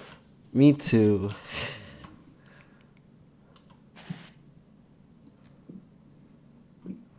Okay, I will That's the reason you simply. might want to hold on to it, Zach. What? The reason you might want to hold on to your package and not make the delivery is because the next round gives you a point for delivering. True. Oh, okay. Sure. I'll do that. You can continue taking your turn. Okay, I will. Baru. No. Armand, why are you in my spot? Okay, never mind. I will advertise listing? Mushrooms, lighting, Or I could just rest or transport or channel? Fine, let's just channel for fun. Let's channel this command. Go, kitty. Boop. Oh my god, the hostile takeover. Where'd you move it to? Just across the Yeah. thing? It's just getting all up in my zone. Alright, Armand, your turn. Your discard's looking a little thick there, Armand. I brew. He's doing the double energy rest. Very nice. He's going for the full rest. Oh. Okay. You may brew. So that gives you a sleeping potion. I make a sleepy potion. Yep, melatonin master coming in. That is. And then the sleeping potion, when brewed, you can play your rest card. How convenient. Oh my god, look at this Giga Chat gaming. Okay, so you never get seen 2 it energy for before. resting. Okay. Energy from here. Refreshing. Energized for the next day. Potions in the inventory of my cauldron? What did you say? Or potions in the inventory of my cauldron. Yes, that is taking up 1 inventory slot. When can Raven sell to the shop? You need to transport it. Oh, with my witch? With your transport card. Okay. Or with your witch. So transport lets me sell too? As soon as it's moved into the city, it is sold. Okay, cool. That's the end of my turn. Cool, and that's also the end of the round, right? So the night phase, I mean. Wow. Okay, so it's a full moon that flips. I don't think anyone has 2 influence in any cities yet. Nope. No. So this is just going to cycle. And we're in a delivery round now. It's your turn, Sweet. Zach. Now I will deliver. Wow. So I will guess. Point and influence. Influence here, point here, money here. Okay. Now, for my next trick. Oh my god, I'm getting a lot of echo for myself. I know, right? I'm gonna train the Spoder. Spooter. And I think that's all I can do on my turn, except it's not, because now that I have a shop, which is gonna cost me $1.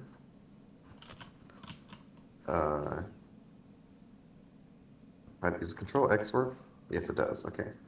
My dollar is gone. I will sell this potion of a healthy tonic at my shop in Glenbrook for the price of $2.01. Okay. Oops. Okay. And I will get my $2. Bing, boom. And my 1 point. And I also sold a potion, so I'll mark that here. And that's your second potion sold, so you can actually put a piece up here to mark this as well. Wow. Bet. Okay. I am going to. Where is it? I'm going to transport. Sorry, before I do that, I'm making my delivery for a point, an influence in Snowport, and a coin. Then I am transporting my love potion via this raven into this shop where it's going to get sold right away for the highest bidder.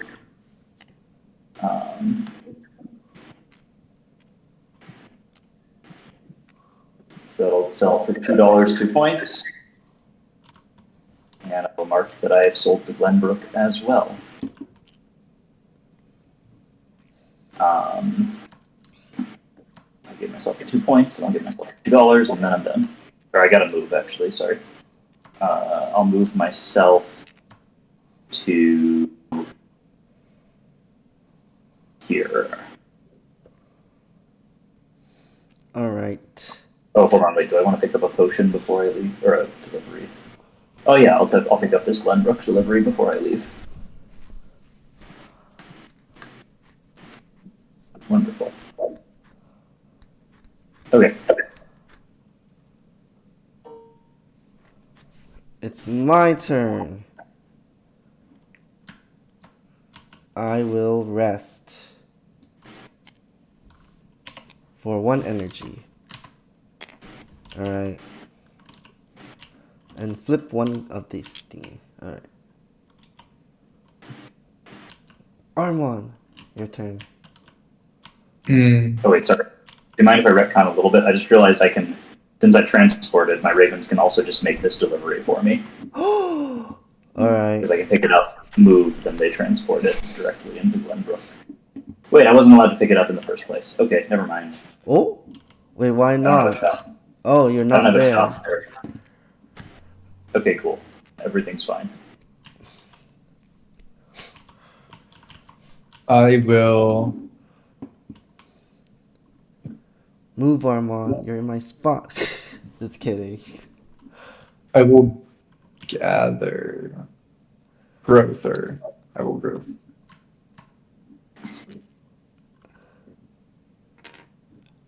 You can't stand Illegal there. move. I will not growth. I will. Oh, I can only grow those though. Hmm.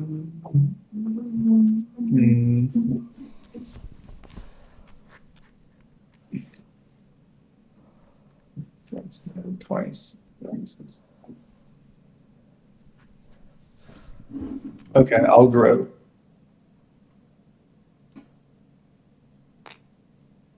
And I will grow. Actually, no. I will. Where is it?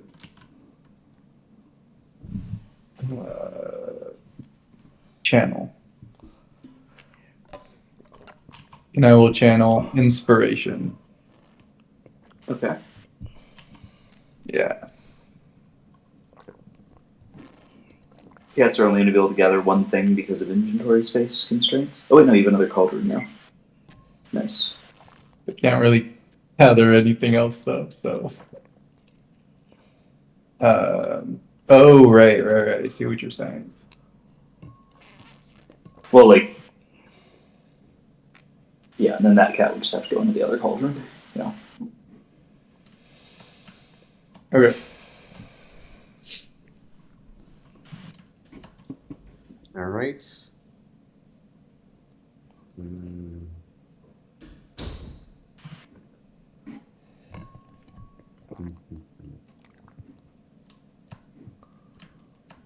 Wait, actually, You this want is to only grow? capped at 2, so I can't have 2 potions here, right? Say again? This is capped at 2, so I can't put another ingredient and have 2 potions in there, right? That's correct. Okay. I'm just gonna transport then to get the potion out. Smart. Alright. Reset everything. Boop. And then that immediately sells to Duskvale for $2 and a point. Nice, Armand. Yeah. And then for movement, I'll go to Snowport. Actually, I'll go to no. Yeah, I'll just go to Snowport and pick up a package. You can't pick it up unless you have a shop there. I lied. I will go here. No, I can't go there. I know the struggles. I feel you. The struggles. I'll go here. Okay. Zach. Why is there a sleeping potion at Duskville? That was just sold. Should be deleted. I deleted it. Okay. Noted.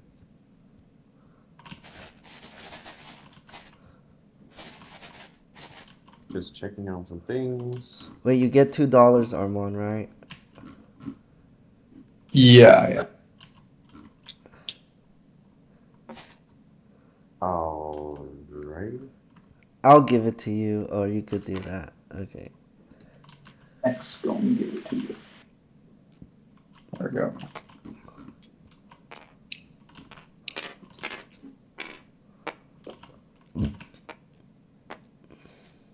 I'm gonna train a raven. Huh? I'm going to train a raven. Okay. I was gonna do that. How could you? Thought you said something was underrated. Ravens are rated. I'm going to spend $1. Purchase myself my very own familiar raven. Why is it connected to a cauldron? Can you not? There you go. And you will go right here. Huh. Oh, I see. What? Wait. Oh, I see. Are you just ignoring your cauldron in this game? Indeed. Nice. Oh, that's funny. Okay. I mean, I guess I could put it here. Does it? No, it's strictly better to go here. Yep. Good. I will channel inspiration.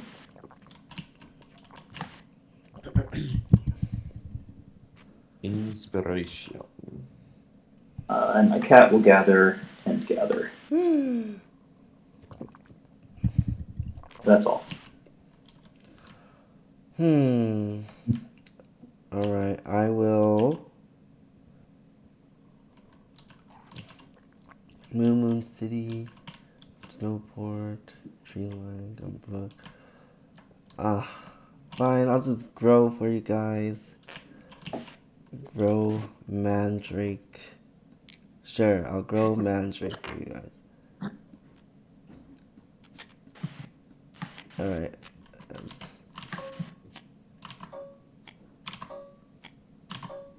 Alright, that's all.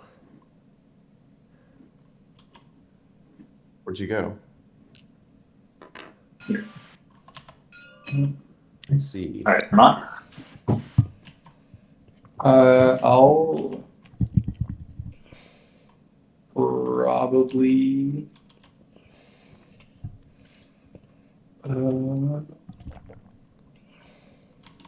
I'll grow. Grow!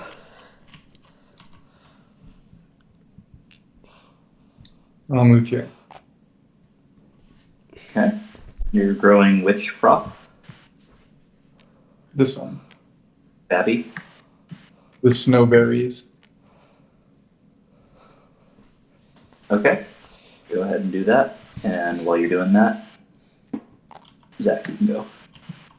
So if I sell a potion, all I'm gonna get is, at the bare minimum, 1 influence, and a potion marker for the sake of delivering potions.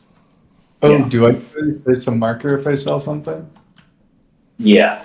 Have you sold something? Oh yeah, you should have a marker in Duskvale here. Or you have one there as well as here. Okay. Speaking of which, I think I forgot to mark that I sold something to Glenbrook.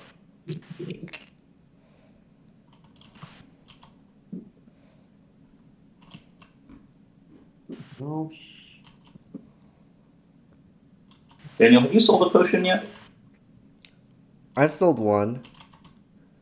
Where'd you sell it to? Snowport? I see. Yep. You sold one to Snowport too. Interesting. No, I made a delivery.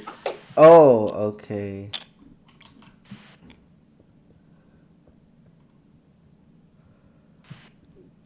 I guess Did I you do something will. with that? I'm gonna rest.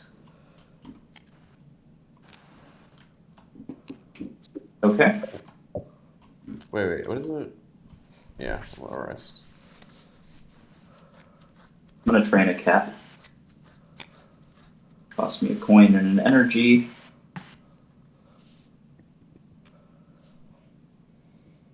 Right there. I'm flipping a moon over. Then it's your turn, Daniel.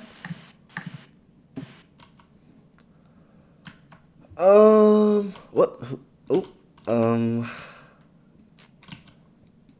I'll train a raven. Oh, what's going on? Let me click one. I'll train a raven for 2 energy because someone did that to me. You went the wrong way. Oh, my bad. Wait, yeah.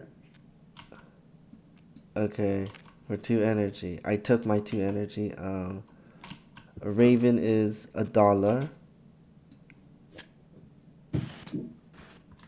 Alright.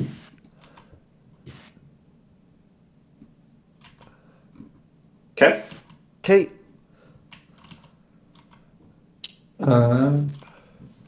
I'm gonna.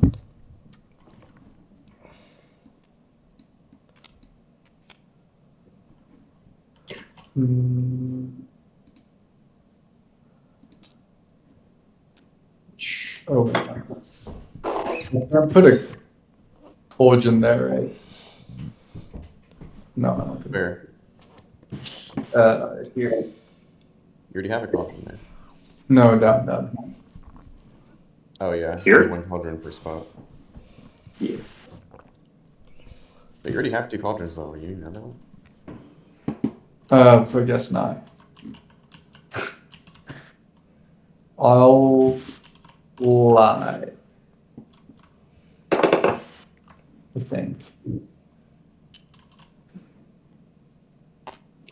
Or.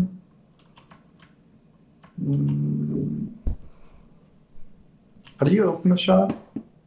Oh, spider.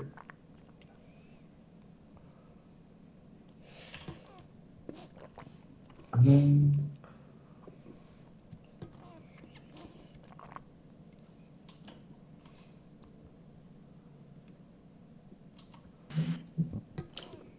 if I advertise, it would be. Okay.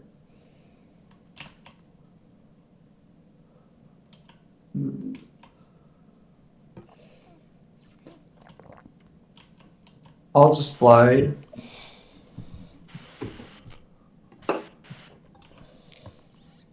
We'll go 1.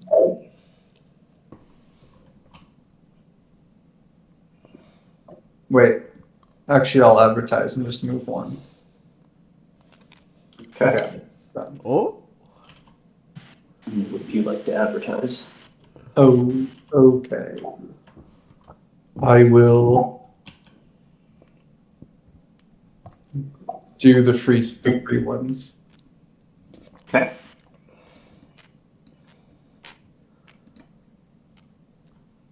New Moon and Snow or Glenbrook. New Moon Cool. and Glenbrook. Yep. New Moon and Glenbrook advertising Energizer. Alright, helping. Oops, I did not mean to do that. Okay. You have done so. Was it like this? Next. Or no, it was this one. One like that. Alright, there.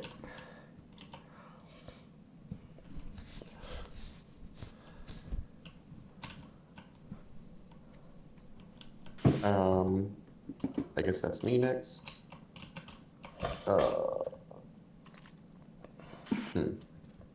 I'm just going to do that and then that.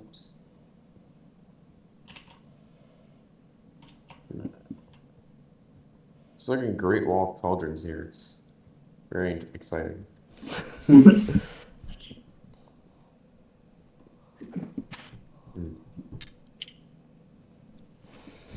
I'm just gonna channel luck. Get $2. Okay. I'm going to advertise Sleeping Potion to New Moon City, Duskvale, and Eternia. I will cover Eternia. Duskvale. I'll cover New Moon City then.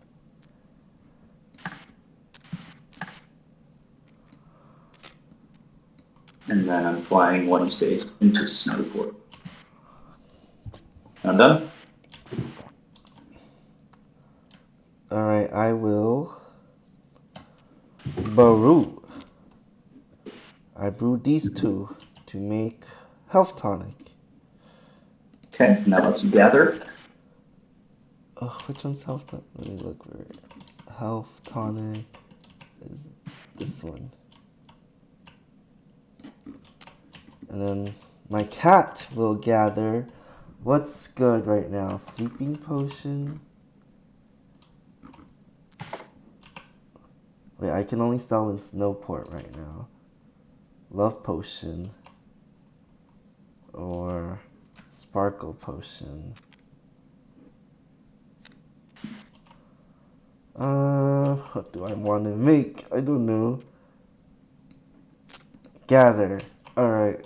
Sleeping potion.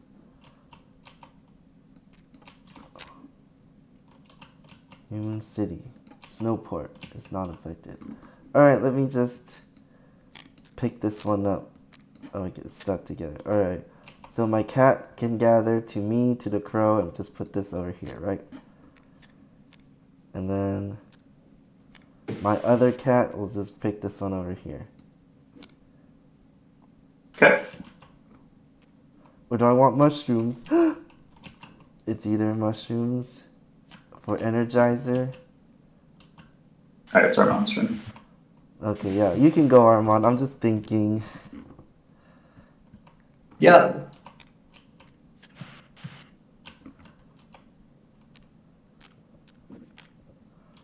that a gather? Okay, then Zach's turn. Oh my god, that was fast. Where did you gather? What just happened? Just gathered? Yeah. Okay. I'm also gathering. Gatherino. While you're doing that, I'll take my turn. I'm going to train a spider for a coin and Oh my a gosh, you guys are playing energy. so fast. Hmm.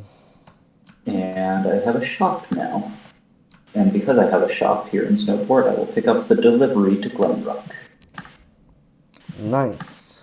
And then I'm going to drop off my potion and sell it for $2 and a point.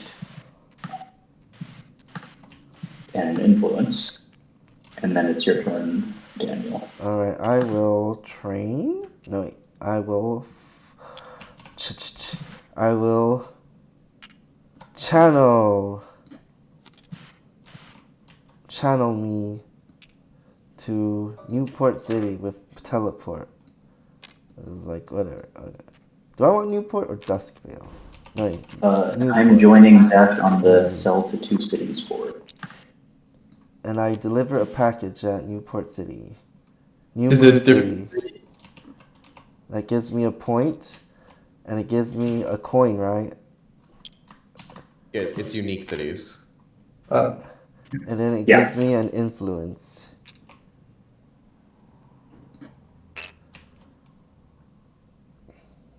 Okay, then it's Armand's turn. Right. I will. Spoiler. I will brew. Okay. I make a sleepy potion. Okay. And then you rest. And I brew a energy potion. And then I rest. Okay, so you're getting a total of what, 5 energy or 3 energy? Should be 3. Oh wait, I moved Andrew's piece by accident, I think. Wait, rest is min 1? I moved your piece from wherever you were. Yeah, you were there. Okay. So these are discarded. I'll get rid of them. But can only say picking up 2 cards, so it's only 2 energy, right? Then I pick up 5. What? I made an energy potion. That's weird. I only saw you had brew down. Is that a visual thing? Did you look at the size of the stack? Yeah. It was definitely It was fine. Okay. And then, Armand, have you flipped one of the moons yet or not yet? I have. Floop the moon. Floop the moon. You said you have not, right? Well, I've just done that for you. Yeah. Yeah. Okay. And then There should be 3 now. Okay. I will El brew. Baru? I'm going to brew mushroom and mandrake root into the potion of love. Potion of moral dilemmas. Okay. Where is Here it? Here it is. You get to place an influence. Indeed, indeed. I am placing an influence on Turnia. Boy, that's not where influence goes. It goes up here. Yep. And then you could technically just sell that to Glenbook right away for nothing. I could, but I will not. Very tempting. I think I'll have to decline on that one. All right, you're right. What did You're you lost. do? How do you sell it? So I'm in Glenbrook with a shop and a potion in my inventory, which means I'm capable of selling this love potion in Glenbrook. But it's in the shitter zone, so I would get like nothing for it. So I'm not going to. Okay. You receive nothing, I get satisfaction. I'm going to cast Growth. I'm gonna fly to here and regrow ye olden mushrooms. Yay! I love mushrooms. And then it'll be the extra one here. It'll be your turn, Daniel. Okay.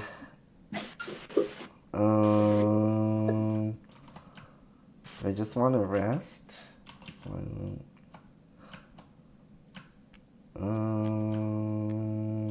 I have not thought of my turn yet. Okay, I think I'll just rest. Return these 5, get an energy, and the next phase.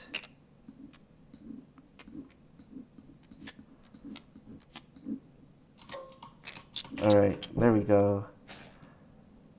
So because we just exited the previous phase, we get $1 per 2 influence in attorney or dust fail, which means I got $1. Yep. It's not as much as I thought. It's good though. Well, there's another bonus after this one as well. Indeed, indeed. I'm gonna snowball a little bit with it. Okay. I guess it's Armand next. Snowboards. Snowboards. Okay, I'll fly.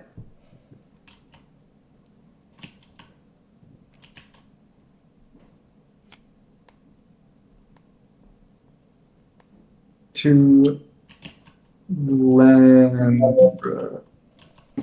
Currently occupied. I will not fly there.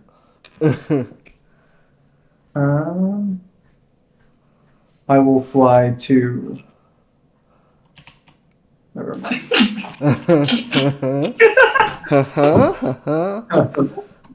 You're just blocked from every angle here. Yeah. Oop. Okay.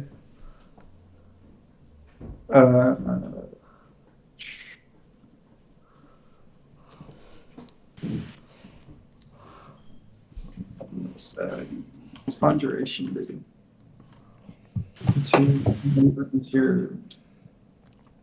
You must spend the game material to create a fiction. What are non-witch pieces? Like, can I move my cat? You can move a cat, a cauldron, a shop, a raven, or even an influence on a city. Can you move any number of them? No, just one. Oh, okay. You can move a cauldron too, huh? Yep. I'll try that. Wait, I'm not flying anymore.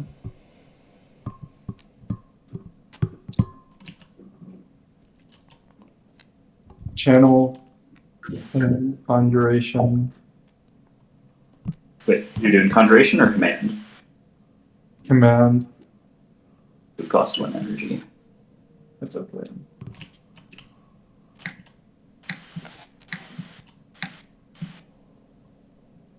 And I'll move a cauldron. Oh. Can go anywhere in any house. Anyone that isn't currently occupied. By the way, when you move it, it moves anything that it's containing would be moved with it. Just for Okay. future reference. I'll go there.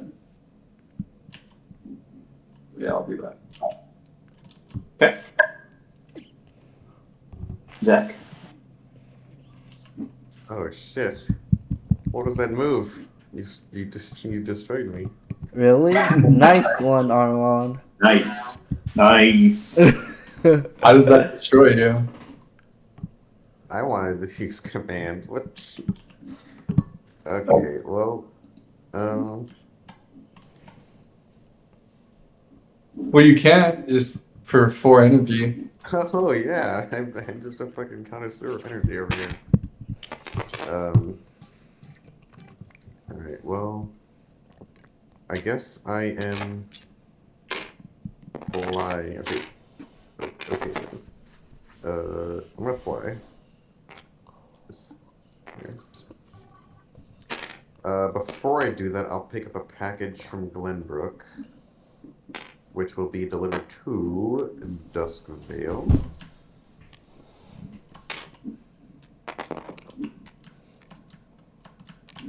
So I'm gonna go ahead and copy that. Copy that. Into my inventory. And then I will Liberty Fly. Ooh. Who's flipping my coins? That is all he wrote. Alright, I'm going to flippity fly as well. I Use already 2 flippity gold. flipped. So I'm gonna go here, then here, and that's all. Hmm. Hmm. Hmm.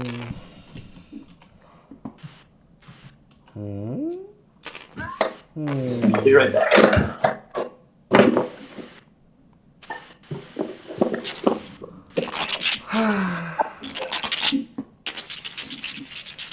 Alright, what do I do?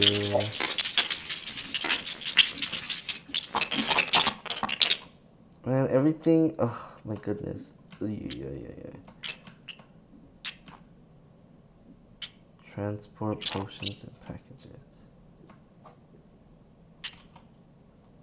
Newport, Snowport.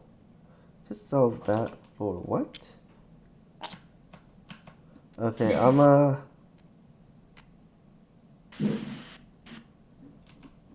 do I transport? Why is it face down? Fly 1 and your ravens transport tokens and packages. Never mind, I will just... I'll grow some nightshade. Alright, I'm growing some nightshade. Now you grow the nightshade that I leave the area. Yeah, I mean... Unbelievable. It do be like that. Okay, I'll make my stop. Actually, I don't want to grow the nightshade. Fuck it, you know what? Okay, where was the nightshade again? It was over here. I'm gonna just freaking... Oh, so stupid. Fine, I'll just train a fucking spider for 3 energies. It's making me lose all my energy now. GG.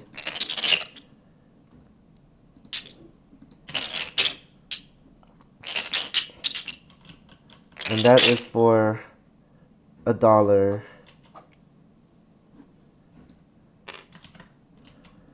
Alright, here's my stupid freaking shop.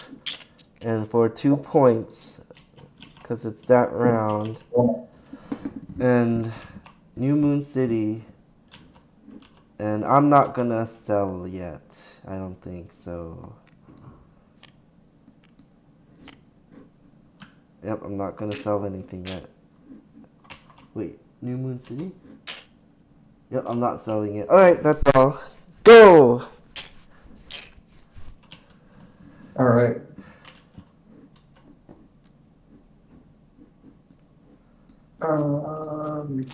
Oh, we move there. Snowport.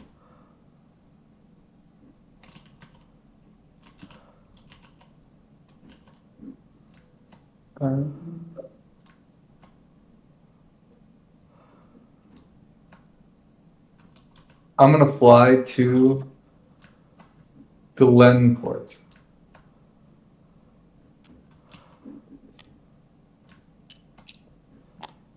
And I'm gonna pick up a package.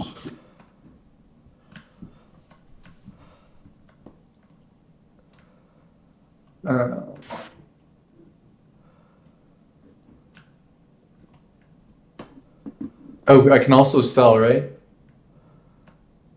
Mm-hmm. I'm back. What did I miss?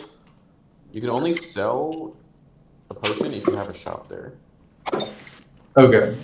But you can deliver a package if you have one for Glenbrook. Can I pick up a packet? You can only pick up a package if you have a shop there as well. Okay, then I'll just send that down. So you went there. You went to Glenbrook and delivered your package. I just went to Glenbrook and that's it. Oh. You could do something else if you want. What else could I do? I don't know. Ooh. It just seemed like that wasn't what you wanted to do. Okay.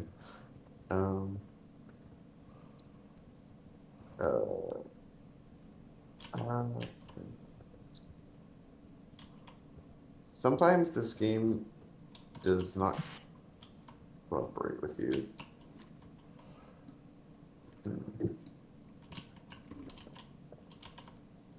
So I physically cannot train a toad, correct? Are you not standing on an empty village or a village with your cauldron already? No. Huh. Then nope.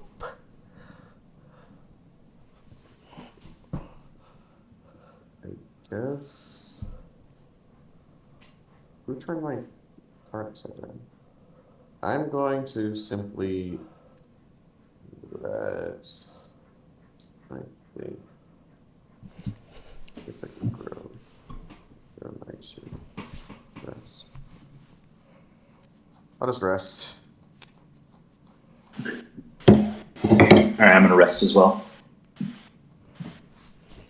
Ah, everyone's resting. And I get 2 energy for it. Oh, wow. I'm gonna flip 2 of these tokens down. Thanks. Love potion. I will. What? Who flipped my cards? Who's messing with these cards? Alright.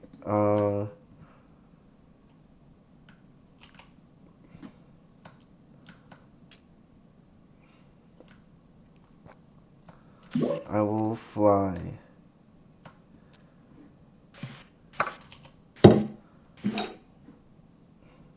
Oh, wait, what? A grow? Channel?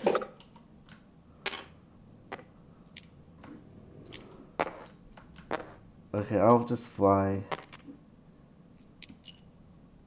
to here.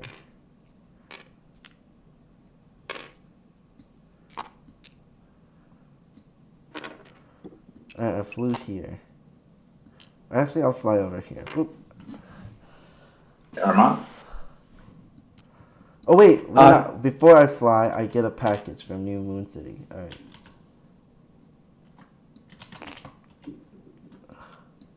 Okay, that's all. Yeah, you can go. I spend 3 energy to train a shop. Wow. I did that too. What the? Look at these shop barons. Can I sell now that I'm at the shop? For Cam. Yeah. Wait, I was here. I sell my energy potion for 2 points and $2. Okay, and then you also put an influence here at Glenbrook and here at Glenbrook. I also get 2 points for this here. You do. A total of 4 points from that. $2, and you place down a couple of influences. That's your second city sold too, so you can also add yourself What? here. Everyone's doing second cities. How much influence do I get for that play? Just one. Basically, every time you interact with a city by selling or delivering something, you're getting 1 influence there. Okay. That was at Glenbrook though, right? Oops. I moved it, right? And then, yeah, you can also put your cube here to mark that you've sold the Glenbrook. Okay. Alright, Zach. Wait, I can pick up a package too, right? You can. But I don't think that'll affect Zach, so Zach, you can go. Yeah.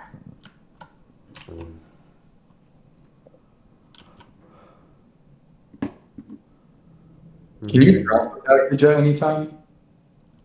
No, once you pick it up, you must deliver it. Okay. You're like the postal service. People will get real mad if you just fail to deliver their package. I'll fly. There should be a warlock way to play where you do That's bad things and lose influence, but can still win.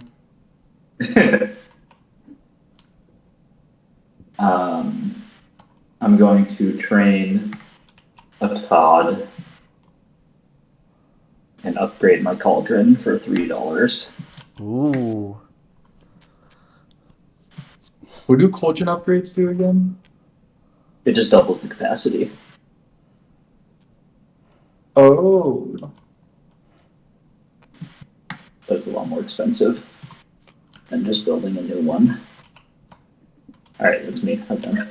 Alright, I will. Hmm.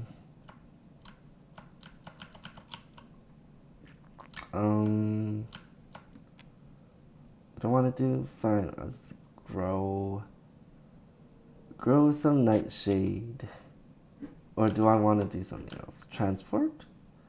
Potions, packages.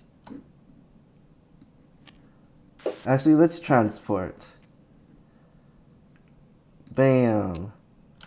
Alright, so my Raven will transport this Snowport package for me. And this Raven will also transport my potion for me. And I will go over here.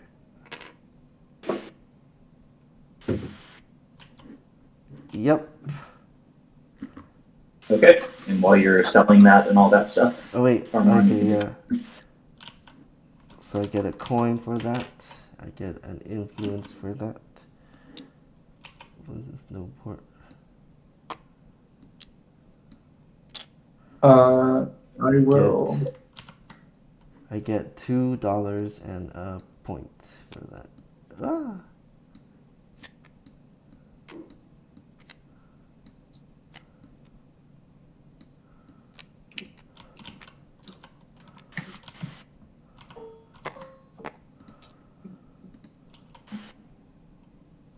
Then don't forget the other influence, Daniel, for selling the potion.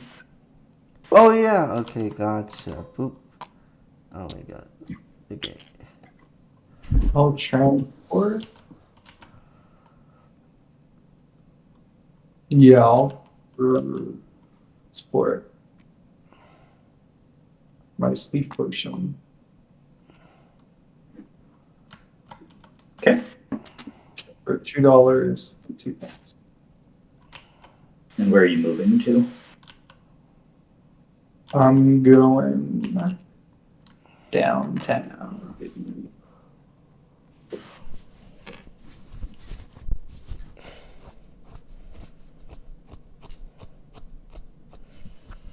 It's my turn. Okay. I'm going to transport.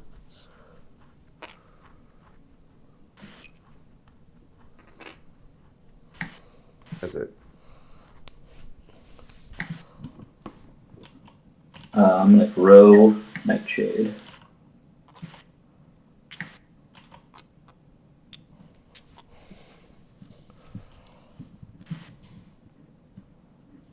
Alright.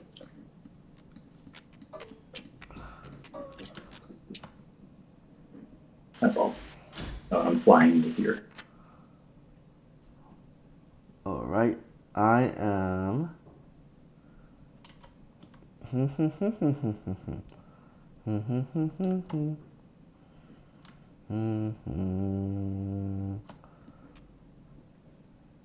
I'll grow some mandrake.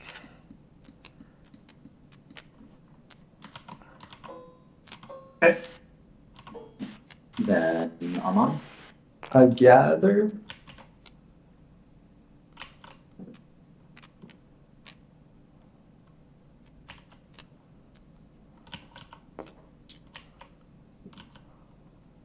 All right.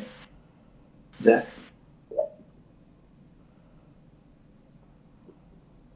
I'm going to train Okay. a cat. I'm going to gather.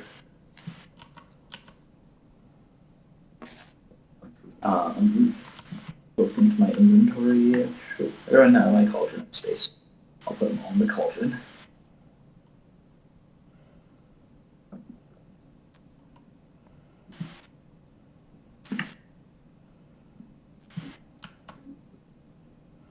Unless I want something in inventory.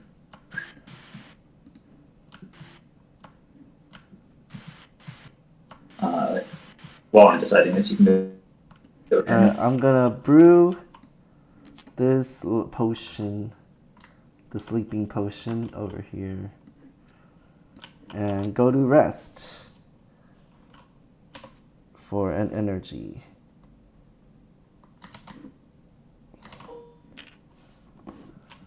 Alright, Armand?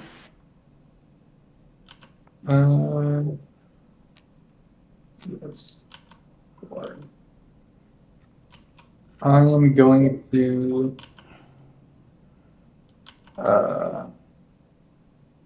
then Flip a moon, Daniel. Oh yeah. Boop.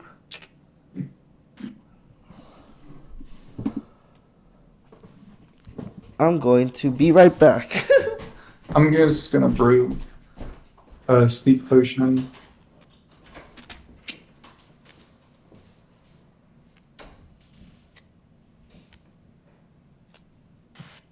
Alright, I think I'm going to make the decision that we're moving the endgame milestone targets down one for all of them. Okay.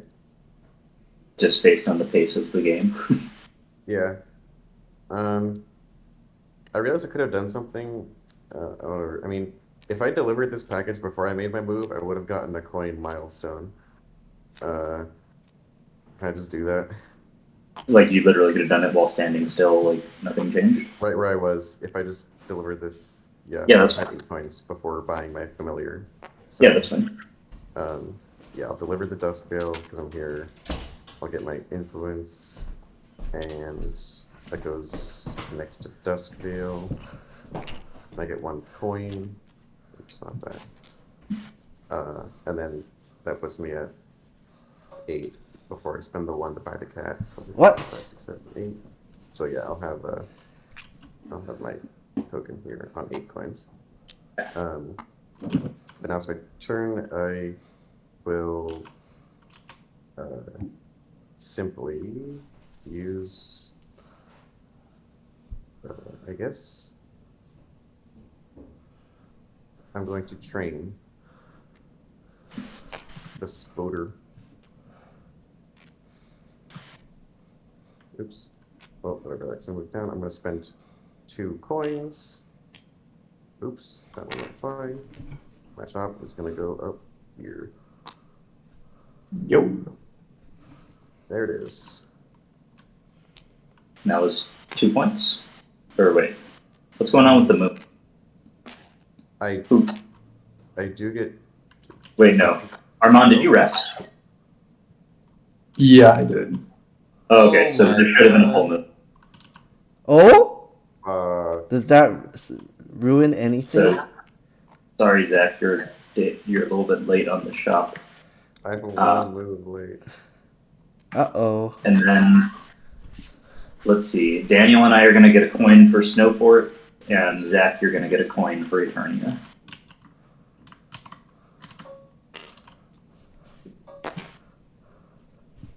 Okay, then my thing about doing the delivery first didn't matter because I'd be 8 coins now anyway. Okay. Daniel, did you get your coin? Yeah, I added it. Okay. Okay, so that you're still doing the same thing, Zach? Sure. Okay.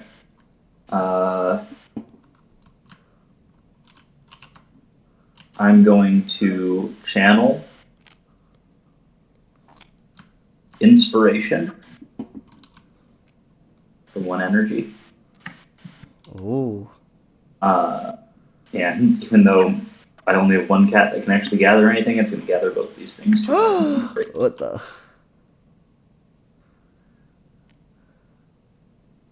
That's my turn. Oh my god.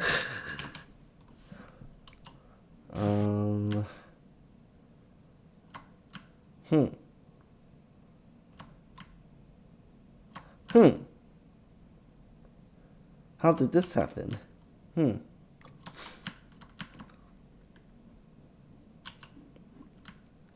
Alright. So...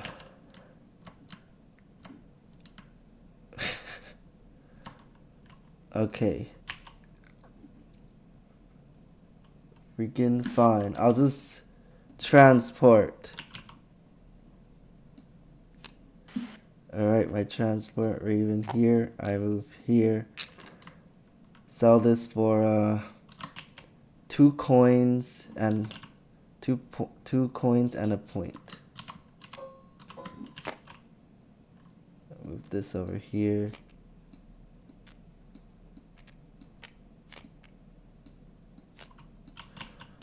And I have an influence on Snowport.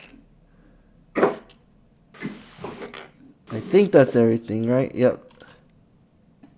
Do you choose the order of advertising growth's move versus do the thing? Say again? Do you choose the order in which you move or do the other thing on the card? Yes. I only specified it on the transport one because that's the only one I thought it mattered for, but I realize it does matter for advertising with potion selling. Right. Cool. So yeah, you can always choose the order. Legal. I did growth. Oh, okay. Where'd you go? Where? What? Okay, you moved here. Interesting. You grow mandrake? I grew snowberries. Oh, okay. Don't forget to move it in the queue. Oh. I'm going to rest. Okay, I'm gonna do an Omega brew. I'm gonna brew two poison potions and a sparkle potion. My sparkle potion will teleport me down to Eternia. And then my 2 poison potions let me change a whole bunch of demand queues. Fun. I'm gonna reset my computer, it's frozen. I should be back soon. Okay. Bye-bye. A poison in my inventory, a poison and a sparkle in my shop.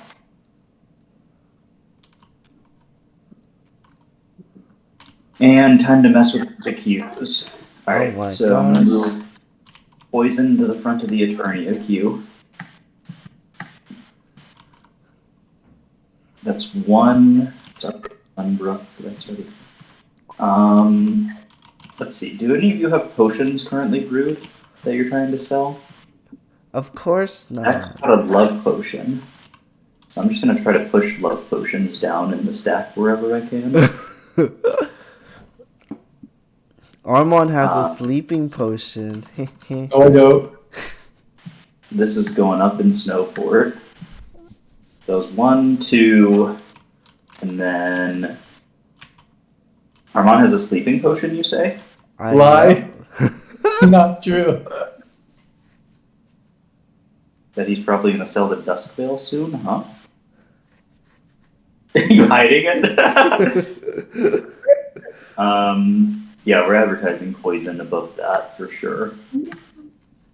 That was my first poison potion. My second poison potion,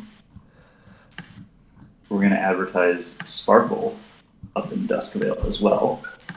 Oh no. Actually, I'm doing this in a slightly different order, but whatever. It'll be basically the same result. Where did that go? 1, 2. Yeah. Sparkle's moving up in Eternia as well.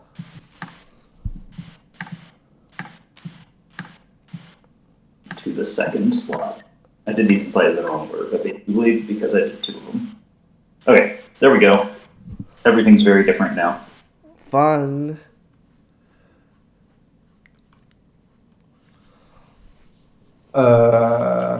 I will. Oh wait, it's my turn now. Oh yeah. Sorry. Whose train card? Huh. Oh, it's mine. Wait, is it mine? Everyone should have 2 of them. Don't know which kind I played this. Okay, first I'll pick up a package at New Moon City. Wait, I'll pick up a package at Snowport, which is Eterna.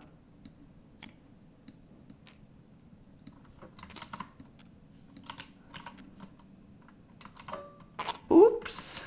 Oops! What did I do? My bad. I rewinded. Everything normal? Alright.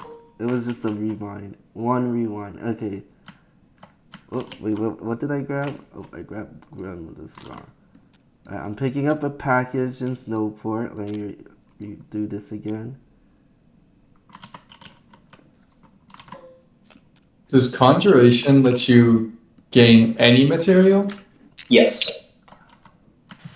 And then I'm use growth over here and mushrooms. How does the poison potion work? You can move any 3. Is there any restrictions? Any 3 of the demand queues in the cities. There's no Can you restrictions. change it for just 1? Say again? Can you change it? Can you do 3 moves on just 1? No, you choose, or what's the wording on it? It's you move any 3 to the front of their queue. So that wouldn't be. I guess you could do the same one. You could move the same one 3 times. No, I'm gonna say you have to move 3 different ones to the front of their queues. Okay. Your turn, Armand.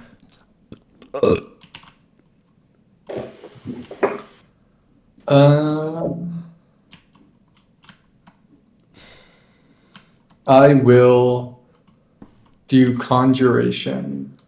I will channel Conjuration. I will conjure shrooms into my inventory.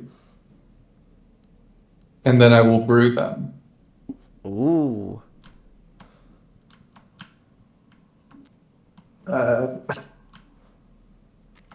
Into poison potion. No, you're gonna undo all my hard work. I'm gonna get revenge on Andrew first by moving.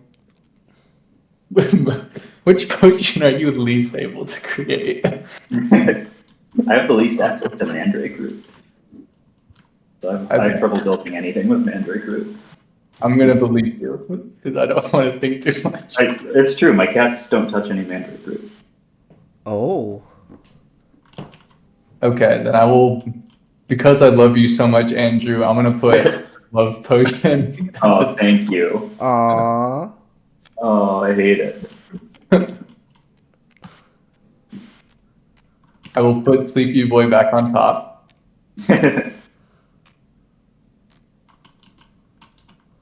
Who else wants to feel my wrath? IDK. I would hate it if you put love potion at the top of Duskville. Zach telling the truth. Can't do that. Who else has got He already potion? moved Duskville. He's getting revenge on me because I rearranged things with the double poison potion just now. What are their shops then? I mean, Newport seems hot. Let's annoy that area. What the heck? There's Snowport. I think usually when you build a poison potion, it's so that you can sell it. So why not to? I mean, I guess if you already have demand, are you in snow?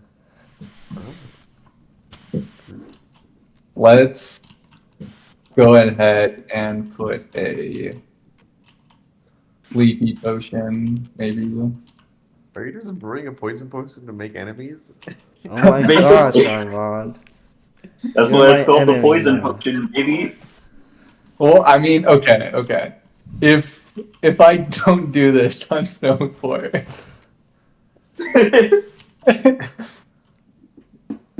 You're reducing your own poison demand. I guess it's kind of true. I'm not gonna think too hard about it. Let's just keep going. Bet. All right, nice poison. Okay. I mean, it didn't hurt me, I guess, so it's good. I'm gonna do the old expensive advertise. Expensive. I think.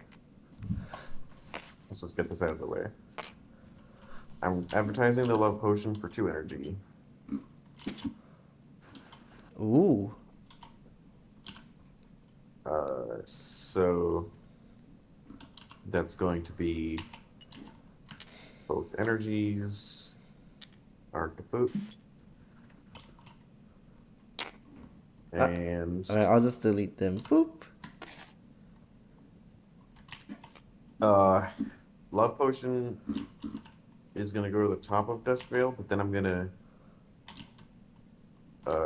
immediately send it back to the bottom. I think that's how it works, right? Wait, how are you advertising a love potion? You spent 2 energy? Yeah. Okay. But so if I do this, love potion would go to the top of Duskvale, and then I would sell my potion, so it would go back to the bottom, right? Yeah. So I'll just Cool. leave it there. And it's also going to the top of Snowboard, right? Yep, and tree line, but that doesn't exist, I guess.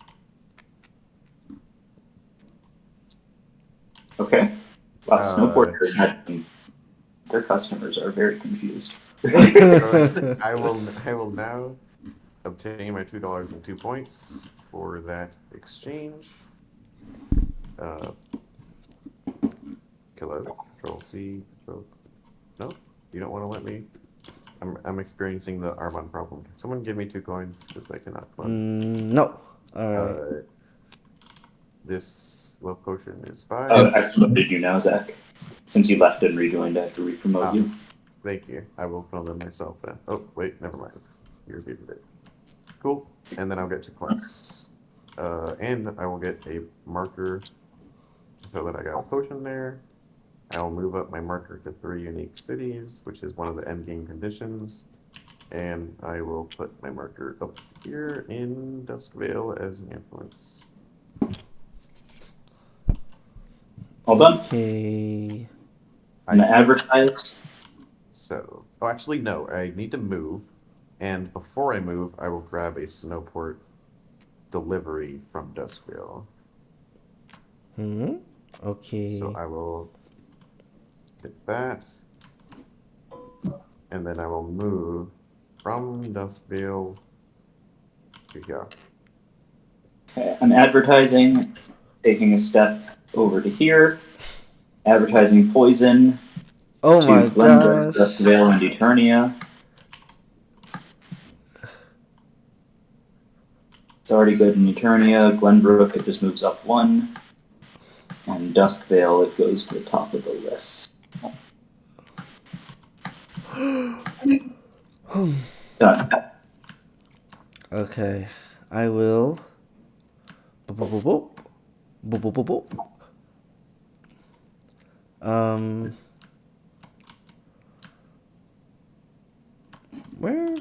Where is this? Where's my card? There it is. Actually, I will. Let me see. You are 6 cards. All right, let's just gather.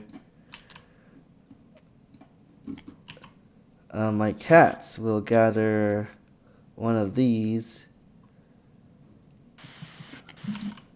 Wait, what do I want to make again? Eterna. I don't know what's the best potions. Poison potions. Snowport is that one. Alright, and then cat will gather me this. And I will gather myself this. Alright. That's all. I'll transport. Bro goes there. This Uh, mother- I sell poison. No, you're not allowed. Get out of my city. My city! Why is poison in demand in a Wait. city? Kind of Wait, sucks. you can't sell there. You don't have a shop, sir. Oh no! Silly Armand. Ah, no. I'll just camp there. What the? Still- No. No! But I sell my sleepy potion.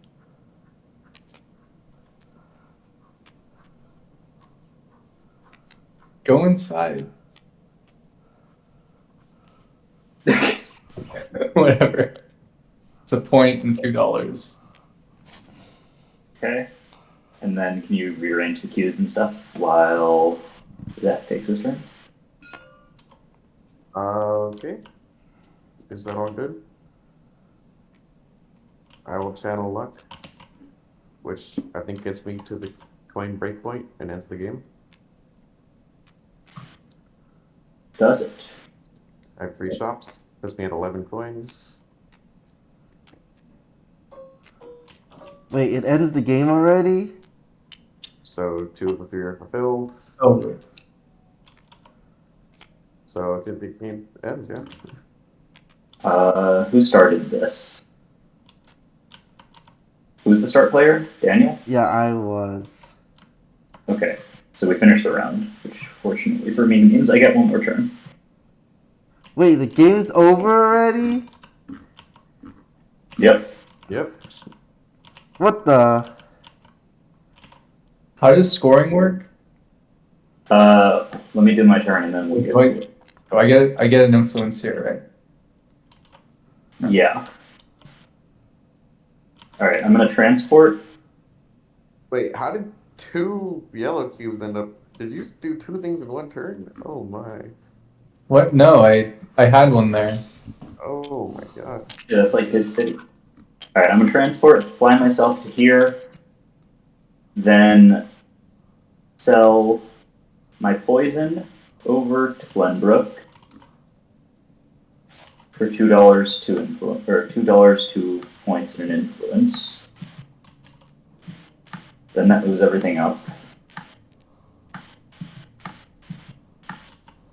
Then I'll sell my Sparkle Potion for $2, 1 point and an influence. Then I'll sell my Poison Potion again, because why not? For just 1 influence.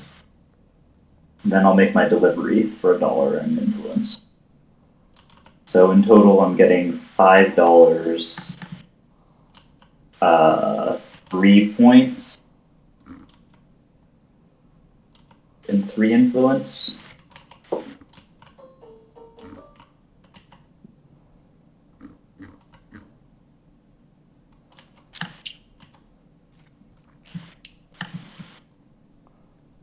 And that'll be it. Wait, is it? Do you get a point every time you brew? If that was every time you brew that specific potion, if that was the current round. This is just a stat, like the ones we're not using. Okay. Okay, so scoring. Final score. Is everyone updated on these things? Yeah, if that's it. I was just curious about leftover money or energy. It's there used to be scoring for money, but I got rid of that since I added this incentive anyway. Oh. So nothing for energy, and then it's just the scoring for having majority in like cities and stuff. So I'm gonna get 5 points for having majority in Glenbrook and 2 points for second on Snow. So that's +7. Do the rest of us get a round, or is the game over when Zach? We finished the round from the start player, so since Daniel was the start player, I got my turn. So the game is over now. The game is Yep. over. So you, Zach, you're going to get 5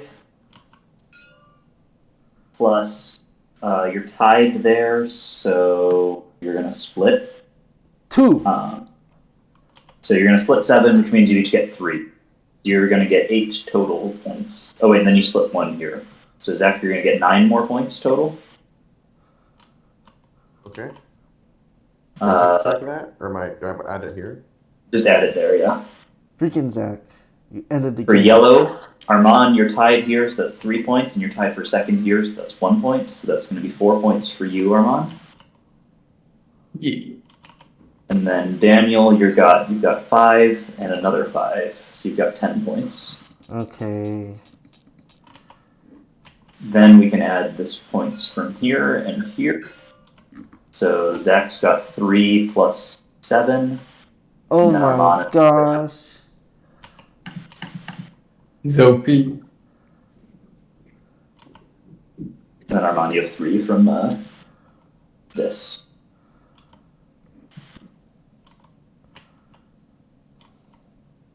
And that's it. Boo. I'm kidding. Wow. I would have flew to Eterna, and that would have given me second place, but oh whatever. I would have flown. It's fine. I think Hey. maybe I didn't need to actually lower like this coins one. This one was maybe reasonable. I don't know. I definitely need to mess with like the actual end game thresholds. Yeah. This familiar I feel like one should 10 be lower. familiars is pretty hard. Yeah, that should be lower. Probably.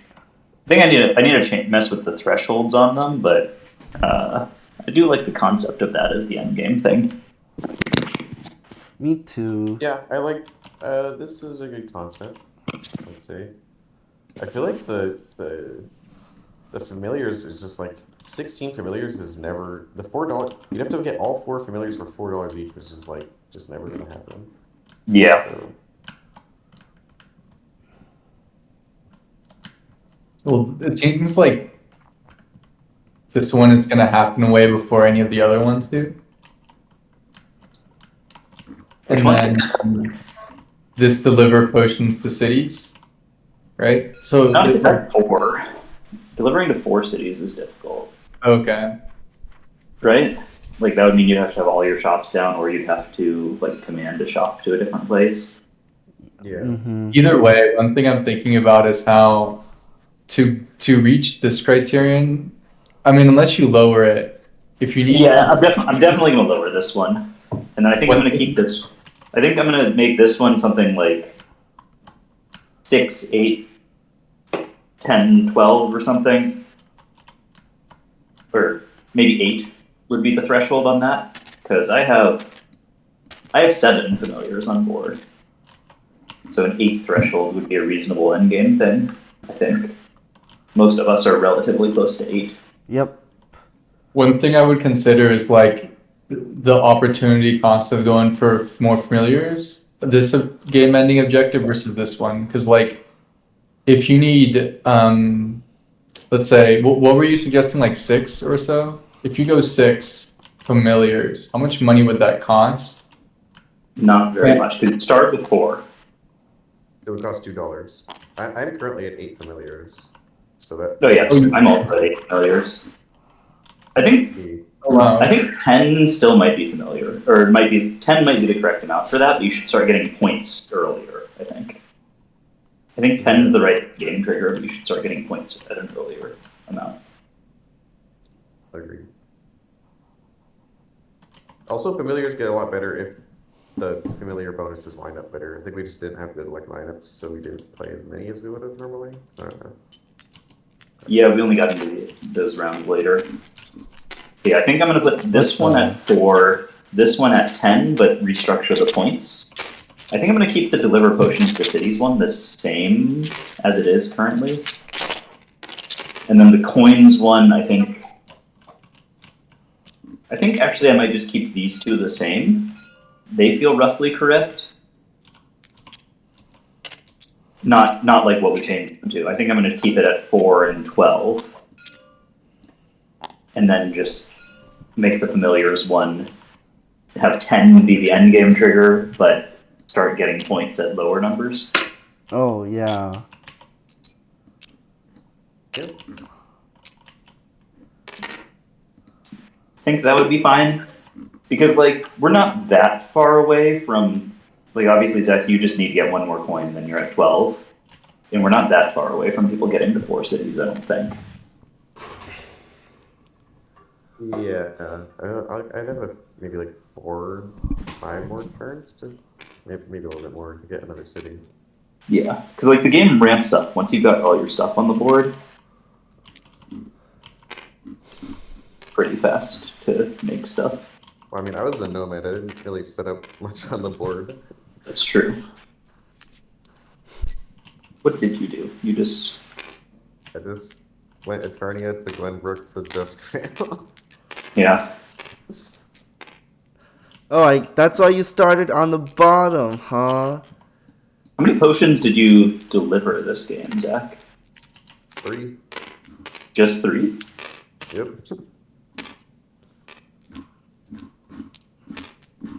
I delivered 3 potions, all of them for the maximum value in 3 unique cities, while delivering a package each time, except the first time, I guess.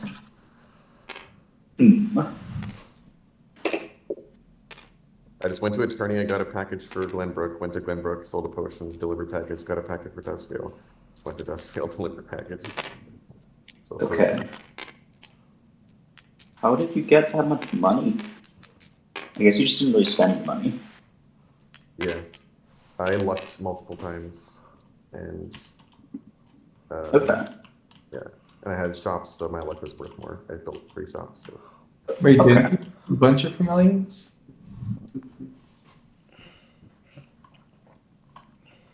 Zach doesn't have many familiars now. He only added 2 the entire game. Or 3. 4, Anyone? 5. He didn't even use the cauldron. He added cheap ones.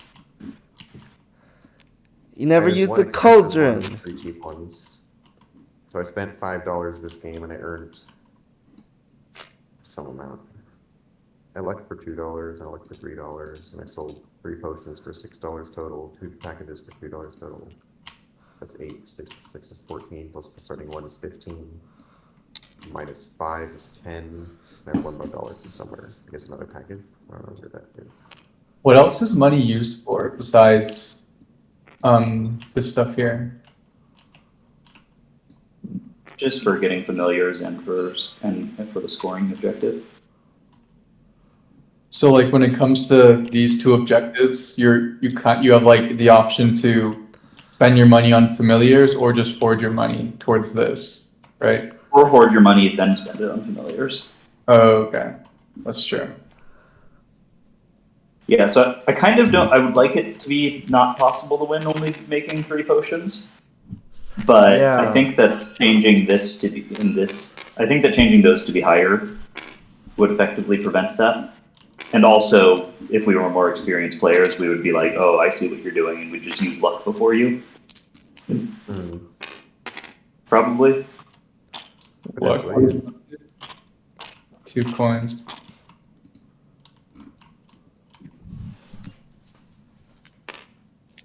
Do you want the general strategy to be brew as many potions as possible and sell them?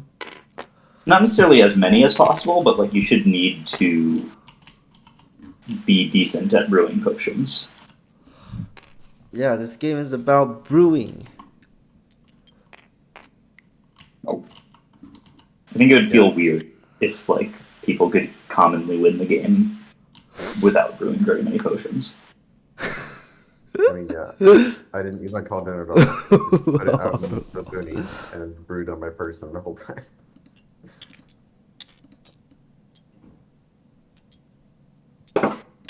Trying to think if there's anything else I noticed during that game that I would like to change.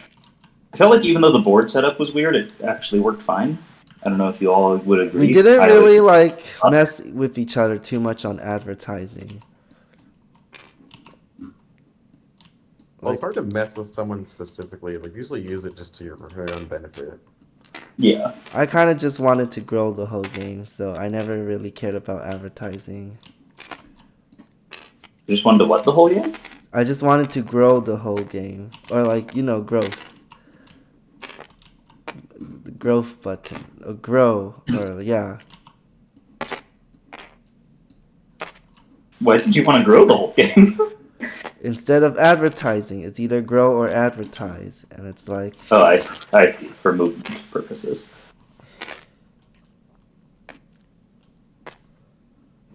Yeah, I don't know. I feel like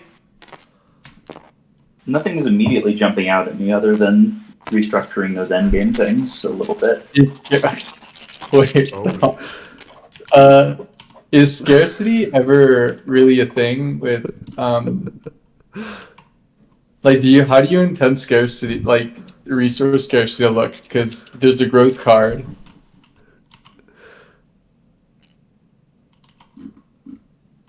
Like I guess what I'm getting at is like there's a bunch of mushrooms here, and there's a bunch of these ones here.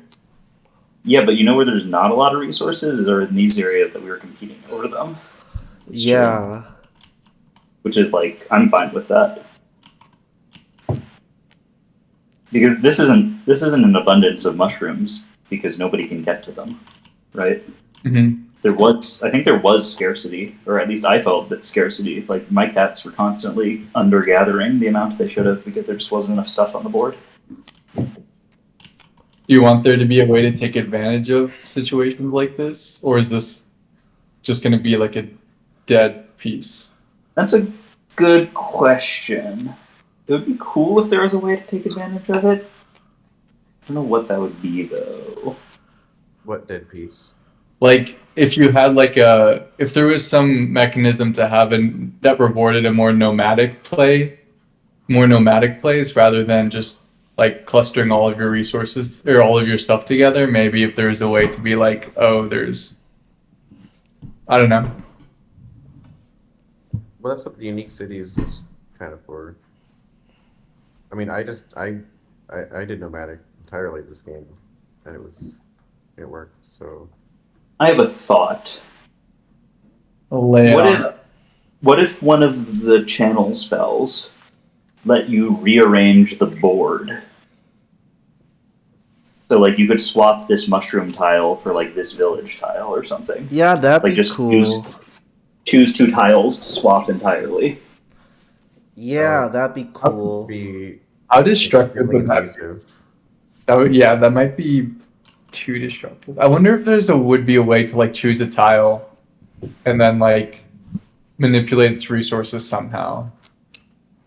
Or like move its resources to another tile. Maybe you could like modify something like add a mushroom, token to this thing. It now counts as a growing mushroom spot as well as whatever it is, or add a shop token or something. I don't know. Just like change things. I feel like taking away is like it feels like taking resources out of someone's supply in a grid. It feels like if someone set something up, like you shouldn't be able to just tear it down easily. I think something like a way. So maybe we start with fewer villages, but have more forests, and then have one of the spells allow you to establish a new village in a forest. Yeah, I like that. I kind of like that. Wait, I kind of like the idea of like,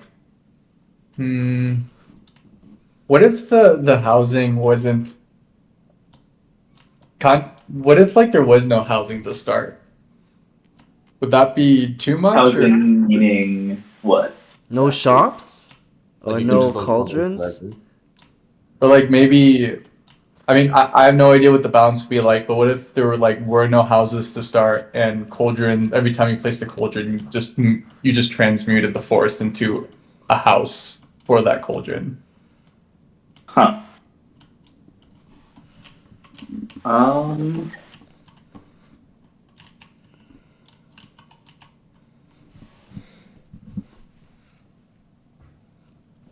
So maybe like players could pick a very foresty area where they have a lot of opportunity for resources, but then at the same time you want to be near a city for your house. I feel like that would often end up with people just always establishing a cauldron next to a city. Like, Mhm. Like, if you imagine to like just take this board and all of the villages are now forests that you can turn into a village by placing a cauldron there. Wouldn't you just always like start at like there'd be a few spots that you just always start at? I feel like it would feel a lot more generic.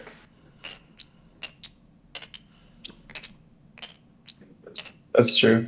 So like, how can we make these forest tiles that are just gone more interactable while still having like diverse starting game states that make you have to think about like decisions more complexly than just build next to a city?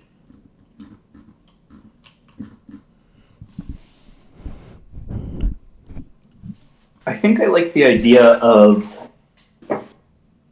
instead of having basically have just one village on the board per player, and then you draft those villages in reverse turn order at the start. Everywhere else, there's a spell that allows you to create a new cauldron in the forest, and it'll remove that forest and replace it with a village. I don't know. That might get out of hand. Probably wouldn't use that often. Then there's also Toad looking sad in the corner if you do that. You could kind of like the thing is you could also just use that so destructively if there's because like you destroy a forest and if you can consistently use that ability, you can just totally drive someone's resources where their cats are.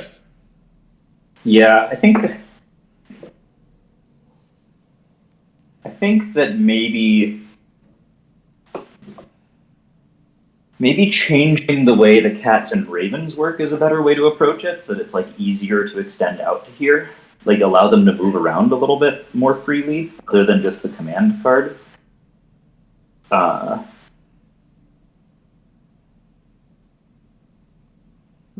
It's interesting. You could add movement to cards where you move your familiars. Maybe if you had like a way to make like portals or something, if that's still on the theme of witchiness. Chimneys. okay, wait, yeah, okay. What if there's a spell card that just creates a portal? Like an edge between here and somewhere else, maybe. Because on one hand, you kind of want there to be some tension between like accessible forests and non-accessible forests, but you don't want it to be this inaccessible. But at the same time, you want to have different levels of accessibility, I think, right? Yeah. So is there a way to make this more accessible without making it equivalent to like one of these squares? And maybe if there's like like a like a very narrow edge, so it's not connecting multiple spots, but maybe exactly to one spot. Yeah, so it's like okay, you put a portal down in the middle, and then you put the other end of the portal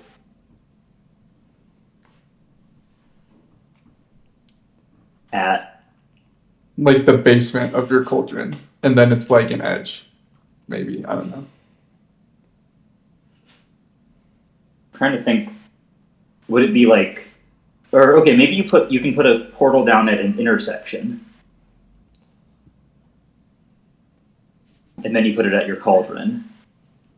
And basically cats and ravens can use that to transport into your cauldron directly. Oh, okay. And it also takes up an intersection. The thing is, intersection is like, is that how accessible do you think that is? Because like, let's say these three were forests here, Mm-hmm. and you have like your portal there, and now you have a cat here, right? Or let's say these three were far away, you have your portal here and your cat here. Now these entire three have just kind of become like next. All three of them have kind of become next to your cauldron. Where are you saying the portal would be? Here, wait, Like, let's say prop. Use an energy token as a prop. I guess it doesn't. I guess it. So are you saying like where would you put this? Like let's say, I guess it's not so much about. No, actually. Okay, forget what I'm saying. I guess the greater point I have is like, is there a way to, if we do something like this, and whether or not there's a cat, you're kind of making this portal accessible to 3 faraway locations. Like, do you want it, like in a game like this, having 3 locations have an edge to your cauldron, pretty much. Probably that- too strong. Like is too that- open. I guess my question is that too much accessibility from faraway locations? Or is that fine? I think it probably is too much. But I feel like there's something we could do with this. It's also like, how do you take advantage of overgrowth? Like maybe you have like a portal that's like I've got. So let's make it so that it's like everyone uses the same portals. All portals are connected. You put it in the center of a forest. And now materials from that forest, when they are gathered, can be gathered through that portal. So it, like this cat couldn't pick up something from here and send it through this portal. It can only send things from that specific forest. But anyone can use that portal. So like you might have it connect to your cauldron here and here. And like 2 different people can both gather that same forest directly to their cauldrons. So if that portal exists, it just becomes like this is now an adjacent space, and the kind of, I mean, like the only thing you have to do is build a portal to take advantage of this as if it were just a normal adjacent space. I mean, I don't know. Yeah, but it's just this one, right? Like if you're gonna have a cat here and not connect it to your portal in any other way, that cat is only accessing one space, so it's kind of a waste of a cat. I see, yeah. Because it's just for one location too. That's good. One other idea I had was, and this is kind of this. One idea I had is like, let's say, I feel like that's a nice balanced approach. One more extreme approach I just had was like, let's say we have something like, the portal interacts in the following way, because I want to incentivize it towards overgrowth, where if there is overgrowth and you have some like portal here or whatever, you can activate it and somehow you every 2 resources essentially becomes 1 like resource that you can use somehow, if that makes sense.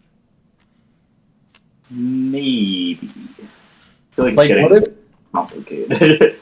Yeah, I don't know. I was thinking about like if there's a way to make it so you want overgrowth to happen somewhere, so you leave faraway places or just far away, and then there's a way you can take advantage of it. But you can only really take advantage of it if there is overgrowth, rather than just it being an adjacent tile.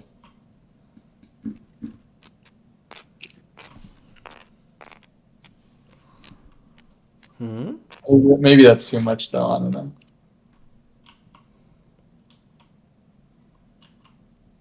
That would be slow, so it wouldn't really fit into the spell channel queue, because like that's at the start of the game. It would just get stuck at the front of the queue. True. I feel like that might require too much changes, too much redevelopment. Yeah, Because like the overgrowth only happens late in the game, right? So you can't really have something that's specifically focused on overgrowth unless it's not interacting with this queue. Yeah, that's a good point.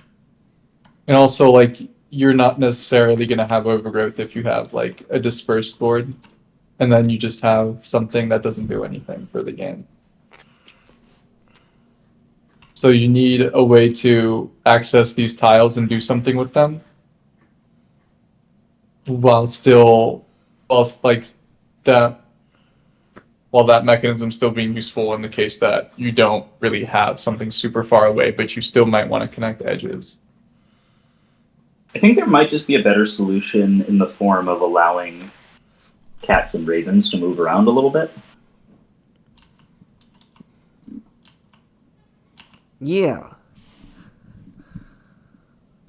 Call Raven to me. Like a migration card. Or just like have an effect on your like fly card or train card be that you can also move one of your familiars by one intersection. There is 2 train cards, so one of them could go.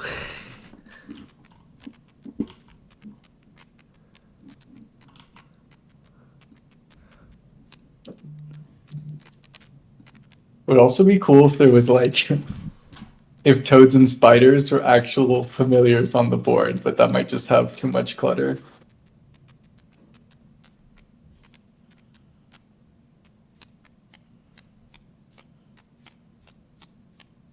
Yeah, I mean,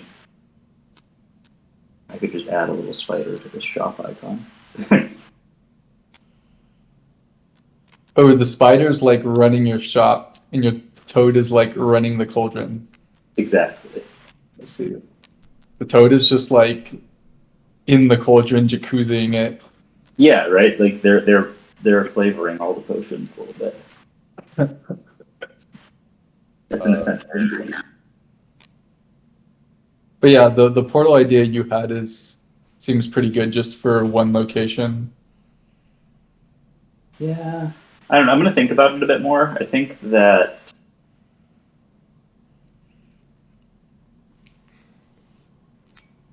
I don't know if I actually want to change anything yet. In terms of this, I might like another solution, quote unquote, is just to say that no tile can ever have more than like 3 of a thing on it. And then it's like, sure, there are some tiles that just like never get used, but at least like you don't have to keep putting stuff on them. Yeah, but it's still nice to have like some way to interact with it. What if there's just a rule where it's like if a tile is overgrown to a certain extent, when you gather from that tile, you can gather multiple resources. Ooh. I think it's still limited by inventory, which is not. Maybe it's not that bad, but like there's no potions you can brew that require the same resource. So like if you get 2 mushrooms in your inventory, how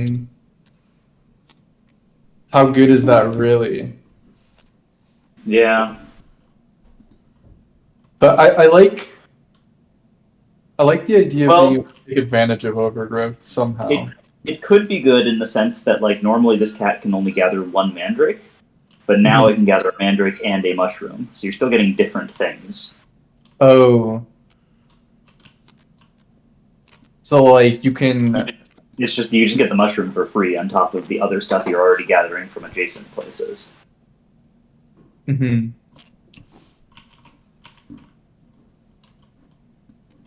Yeah, that could be it. But then, from my perspective, it wasn't worth it to set up shop and do like the strategy you wanted to happen, because the way the advertisement works is it's not worth it to continuously try and sell to the same locations, like the same things. You want to be able to advertise and then sell to multiple locations, the thing that you can make efficiently. So having a setup in like one spot is like not very efficient, even though you can make a lot of potions. I mean, I can, like, with this one cat can gather from these 3 locations, right? That can make 3 different types of potion. Yeah. I feel like that's kind of, I don't feel like that's... I guess so.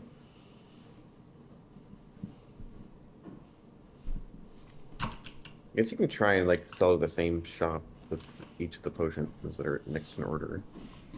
Yeah. Interesting. That's what I did at one point. Hmm. Like I sold this, then this, because they were like here and here. I see. what if the overgrowth caused like overflow, and instead like You had negative mushrooms. Oh, the mushrooms migrate to other forests. That's an idea.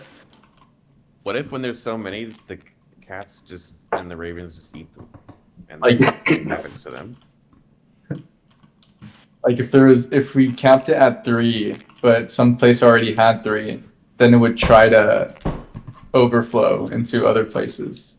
Dude, my cat is tripping balls. There's so many mushrooms here.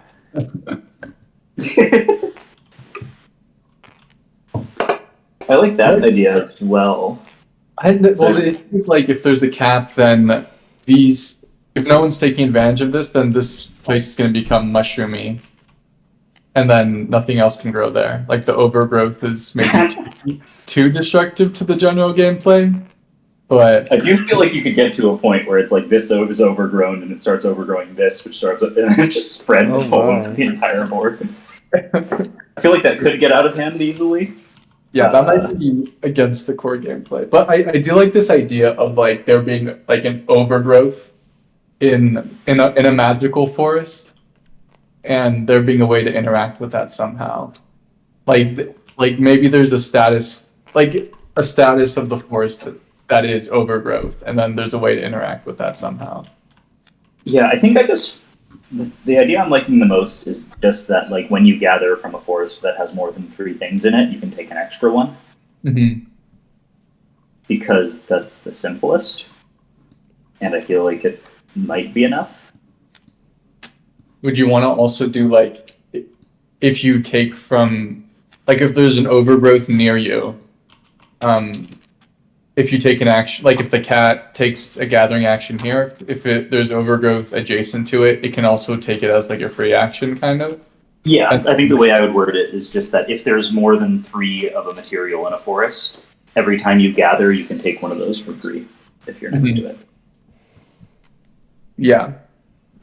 The only thing then is like,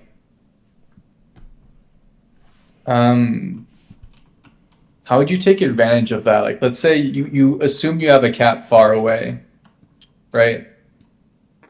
And now the cat can gather 2, but what can it do with it? Will it be able to transport it immediately with the raven? You're saying it's far away, but I think that the way that, like, the map just isn't that big. So, like, if I have my cauldron here, my raven here, if I want to put a cat here, all I need to do is get a raven.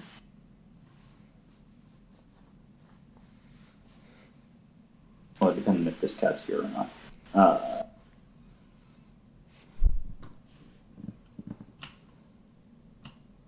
How much would it ruin the game if, like, a cat here could give to a raven here?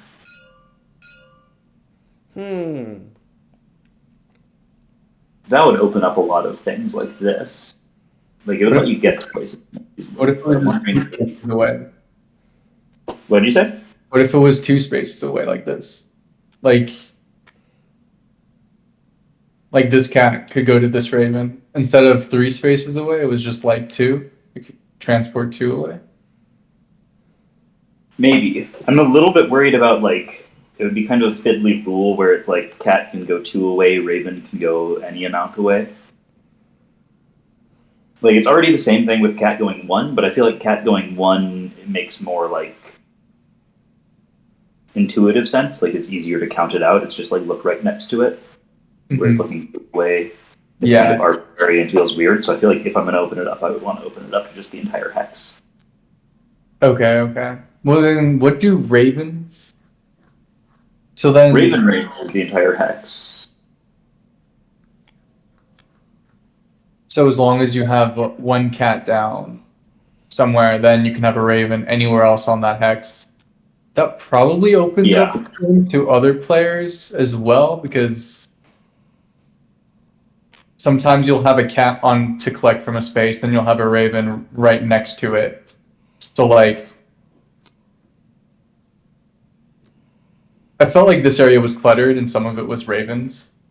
Yeah. So that would kind of add some availability, maybe?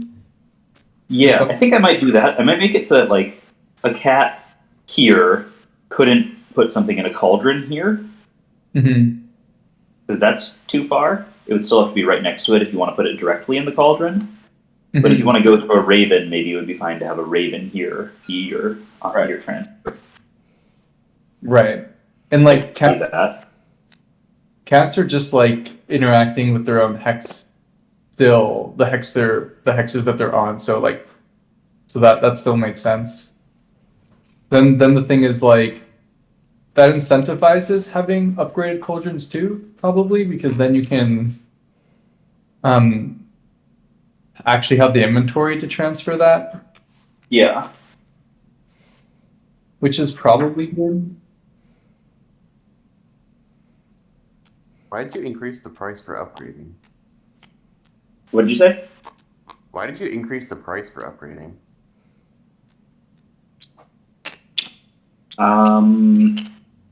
Because with it lower, it felt like it was always better to upgrade a cauldron rather than add another.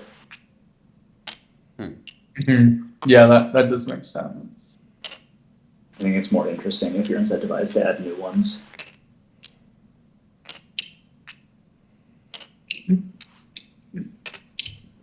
This endgame objective is a little bit weird. I don't know if it should be. I don't know if it should exist. Did anyone else make an extra cauldron? And did they use that cauldron? Did anyone upgrade? Did anyone make an extra cauldron? I made one, but I never used it. Yeah, you did. There was one point where you gathered into it. No, this extra one. But you built it here, right? And then you transferred it, did it over there?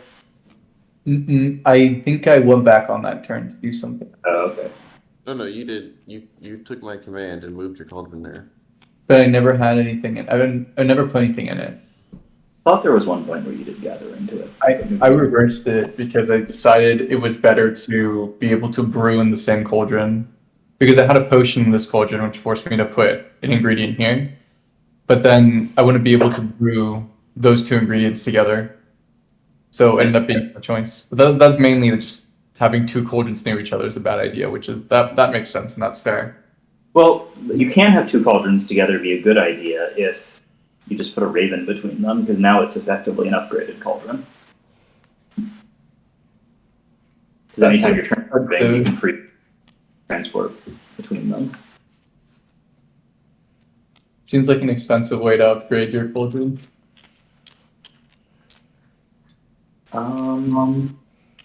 Maybe other than I'm looking at if you're here and here, there's a decent chance you want your ravens to look like they're here. Here, right? That's a pretty reasonable set of ravens there. Mm-hmm. True. I feel like. Okay, yeah, sure.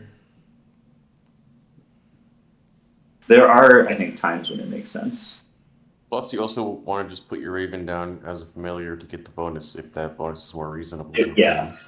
But now that's the other thing with all the talk of familiars is that in theory, once this thing is restructured to incentivize it more, just building familiars in general will be good.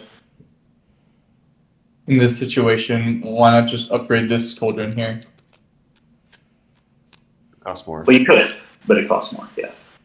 So it's like if you already have the raven connection, you might as well build another cauldron for cheaper. Mm-hmm. True. All right, I'm gonna hop off. It's late here, so good game. Good game. Yeah. Thanks for playing. Good night. Good night. Oh. I'm thinking about now if there's any way to incentivize, it feels like you always have to be in the same spot, which I'm fine with. Because, there's not much incentive to, start a cauldron here, start another one here, and build up an entire other network in two separate locations, because that's just too expensive. Yeah, that's... I mean, it depends on how long the game will go, I guess. Yeah. But... That's okay. I was trying to move towards, I put a cauldron here, I wanted it to be next to this city to kind of have what I had going on here, but... at some point, the cost of starting something new kind of just... I don't know, the choice is, I could start working on this new, this new economy over here, but I would get a lot of value of just keep exploiting this economy here. Yeah, I think that's fine. I think that's how I want it to be. I think that like if you want to expand to a new place, you should just add more ravens, basically. Keep like your base of production and just expand the delivery capability. Right. So like cats are kind of getting you the resources, ravens are sending them, and then cauldrons off. Something I'm thinking about is what if we make it so that cats and ravens, you have more of them and they're cheaper.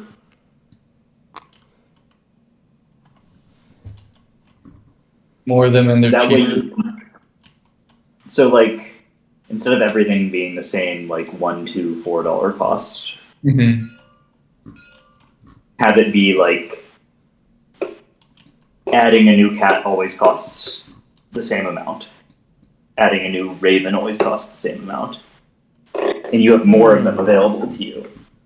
Yeah. So it'll be like people are, so you're able to spin up a bigger, and like I'd have to rework the queue because having them in the same queue as the things that you have less of wouldn't make any sense. But like make it so that it's easier to spin up kind of an industry faster. Because right now it feels like building your like your fourth cat. Nobody's ever going to do that because it's expensive and it gives you a marginal improvement of an extra third of your current production as opposed to your first one, which doubles your production or doubles your gathering. So it's like the costs and the benefits are kind of misaligned. Yeah, and the inventory limit also hampers the benefit of having more cats too, without having other resources in place first, which makes it even more so like a long horizon decision. Yeah, so I'm wondering like, I mean, you could give it a try. Like I was gonna say that would also incentivize taking advantage of other locations because there's more cats down, and you'd want to maybe have cats elsewhere as well. yeah, So maybe it would kind of force me to get rid of the familiar queue. Okay, wait, hold on. Here's an idea. So you want to be able to spin up your capacity and your production sort of at the same time, right? You need those at the same rate as each other. Yeah. So if we're making it so that there's more cats and ravens, you also need to be able to upgrade and get more cauldrons faster. That needs to grow at the same rate. You don't need to increase the number of shops at the same rate. So what I'm thinking is, remove the spider from the queue, keep the others in the queue. Add the ability to create a shop just to one of the cards in your hand. So you always have it available to you. It's not in the queue anymore. Just add that onto a card so that it's like, you don't have to worry about the demand for it. You just do it as much as you need to. Yeah.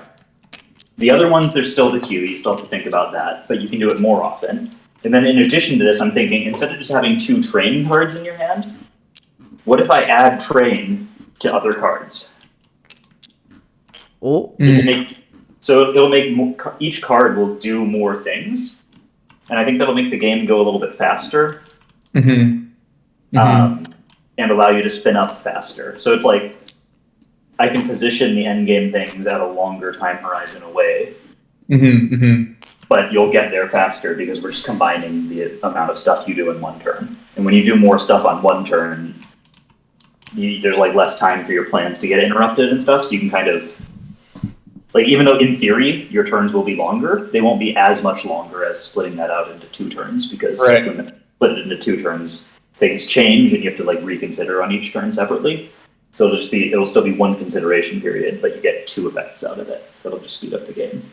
Okay, so the question is kind of like, I mean, this is a smaller one. How do you, which cards do you add train to? Obviously, probably the ones that are like less value cards, but at the same time, how do you maintain the flavor? Because like putting train on fly is a little bit weird. Not if you like. You could call it instead of fly, just call it like travel. I don't know. But adding train to cards is probably cool, and then having shop separate, I think is cool. Mainly because, honestly, for flavor reasons, because then you could have the spider do something else, which would be cool. Well, I was thinking just like get rid of it. I was thinking just have a 3-card queue. Yeah, maybe.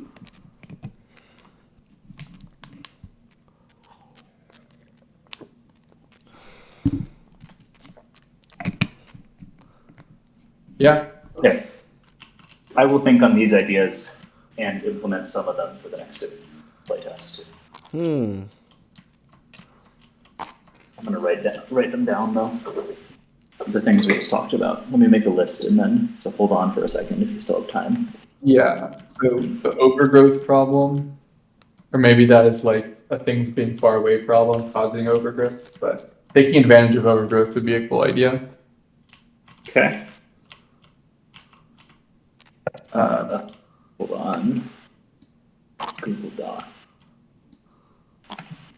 Version 8. All right. So things to change. Overgrowth. Hello? Okay. Overgrowth. Combine training into other cards. Remove shops from the familiar queue. Probably calibrate the endgame scores, the endgame objectives.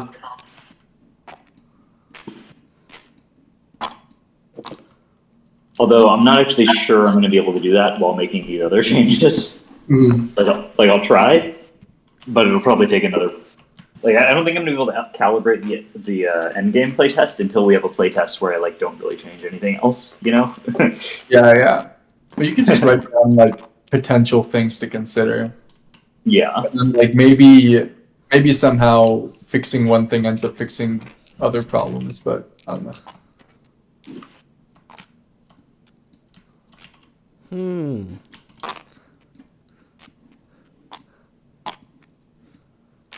Oh, I think Zach was right about advertisements. I mean, the most I used it for was for moving, but also like the fact that potion values are cycling naturally is just move the man for that potion.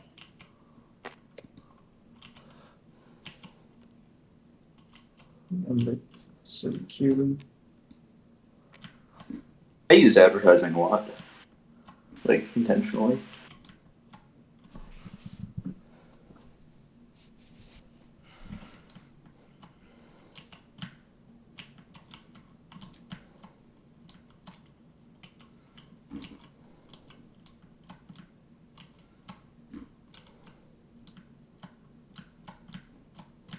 I guess it is pretty impactful because you're changing like 3 cities. Yeah.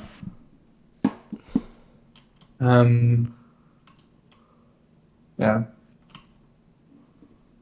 And I feel like it's also one of those things where it's fine for it to not be super impactful because you're getting to fly with it, so you're going to do it anyway.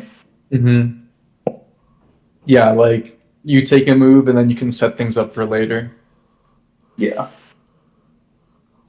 The advertising. Because right now I think we're feeling that there is an imbalance between training to set up your ability to produce stuff and exploiting the stuff you already have. Where you reach a certain point and exploiting is way better than setting up more. And I think the solution is just make it so that you exploit and set up at the same time. That you're always doing both and always growing. Yeah. The only thing you would be losing there is, I guess, making like the opportunity cost of setting up versus exploiting, which I know that like the whole point is to address that. At the same time, you kind of want some of that. Or maybe it's fine not to. I think there's enough other opportunity costs to consider. that particular one isn't that interesting. How do you feel about lowering the energy costs for advertise? I'd consider it. Did you feel like it was too difficult to advertise the way you wanted to? I mean, one thing is like using the poison potions ended up being really convenient to move. Like, I mean, that's of course if you have access to poison potions. So maybe that's actually fine. Have like, yeah, but 3 energy to change.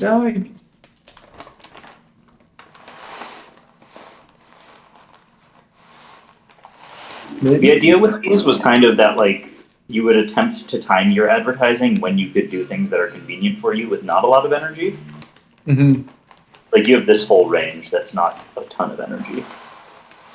And usually the city card, since there's 3 cities on each, you're almost always going to have the city, the particular city or cities you care about in the first 3 slots. Mm-hmm. It does kind of create interesting asymmetries too, just off the start of the game. Because like if there's a potion up here and then one down here, like these are going to be easy to advertise too because ones aren't.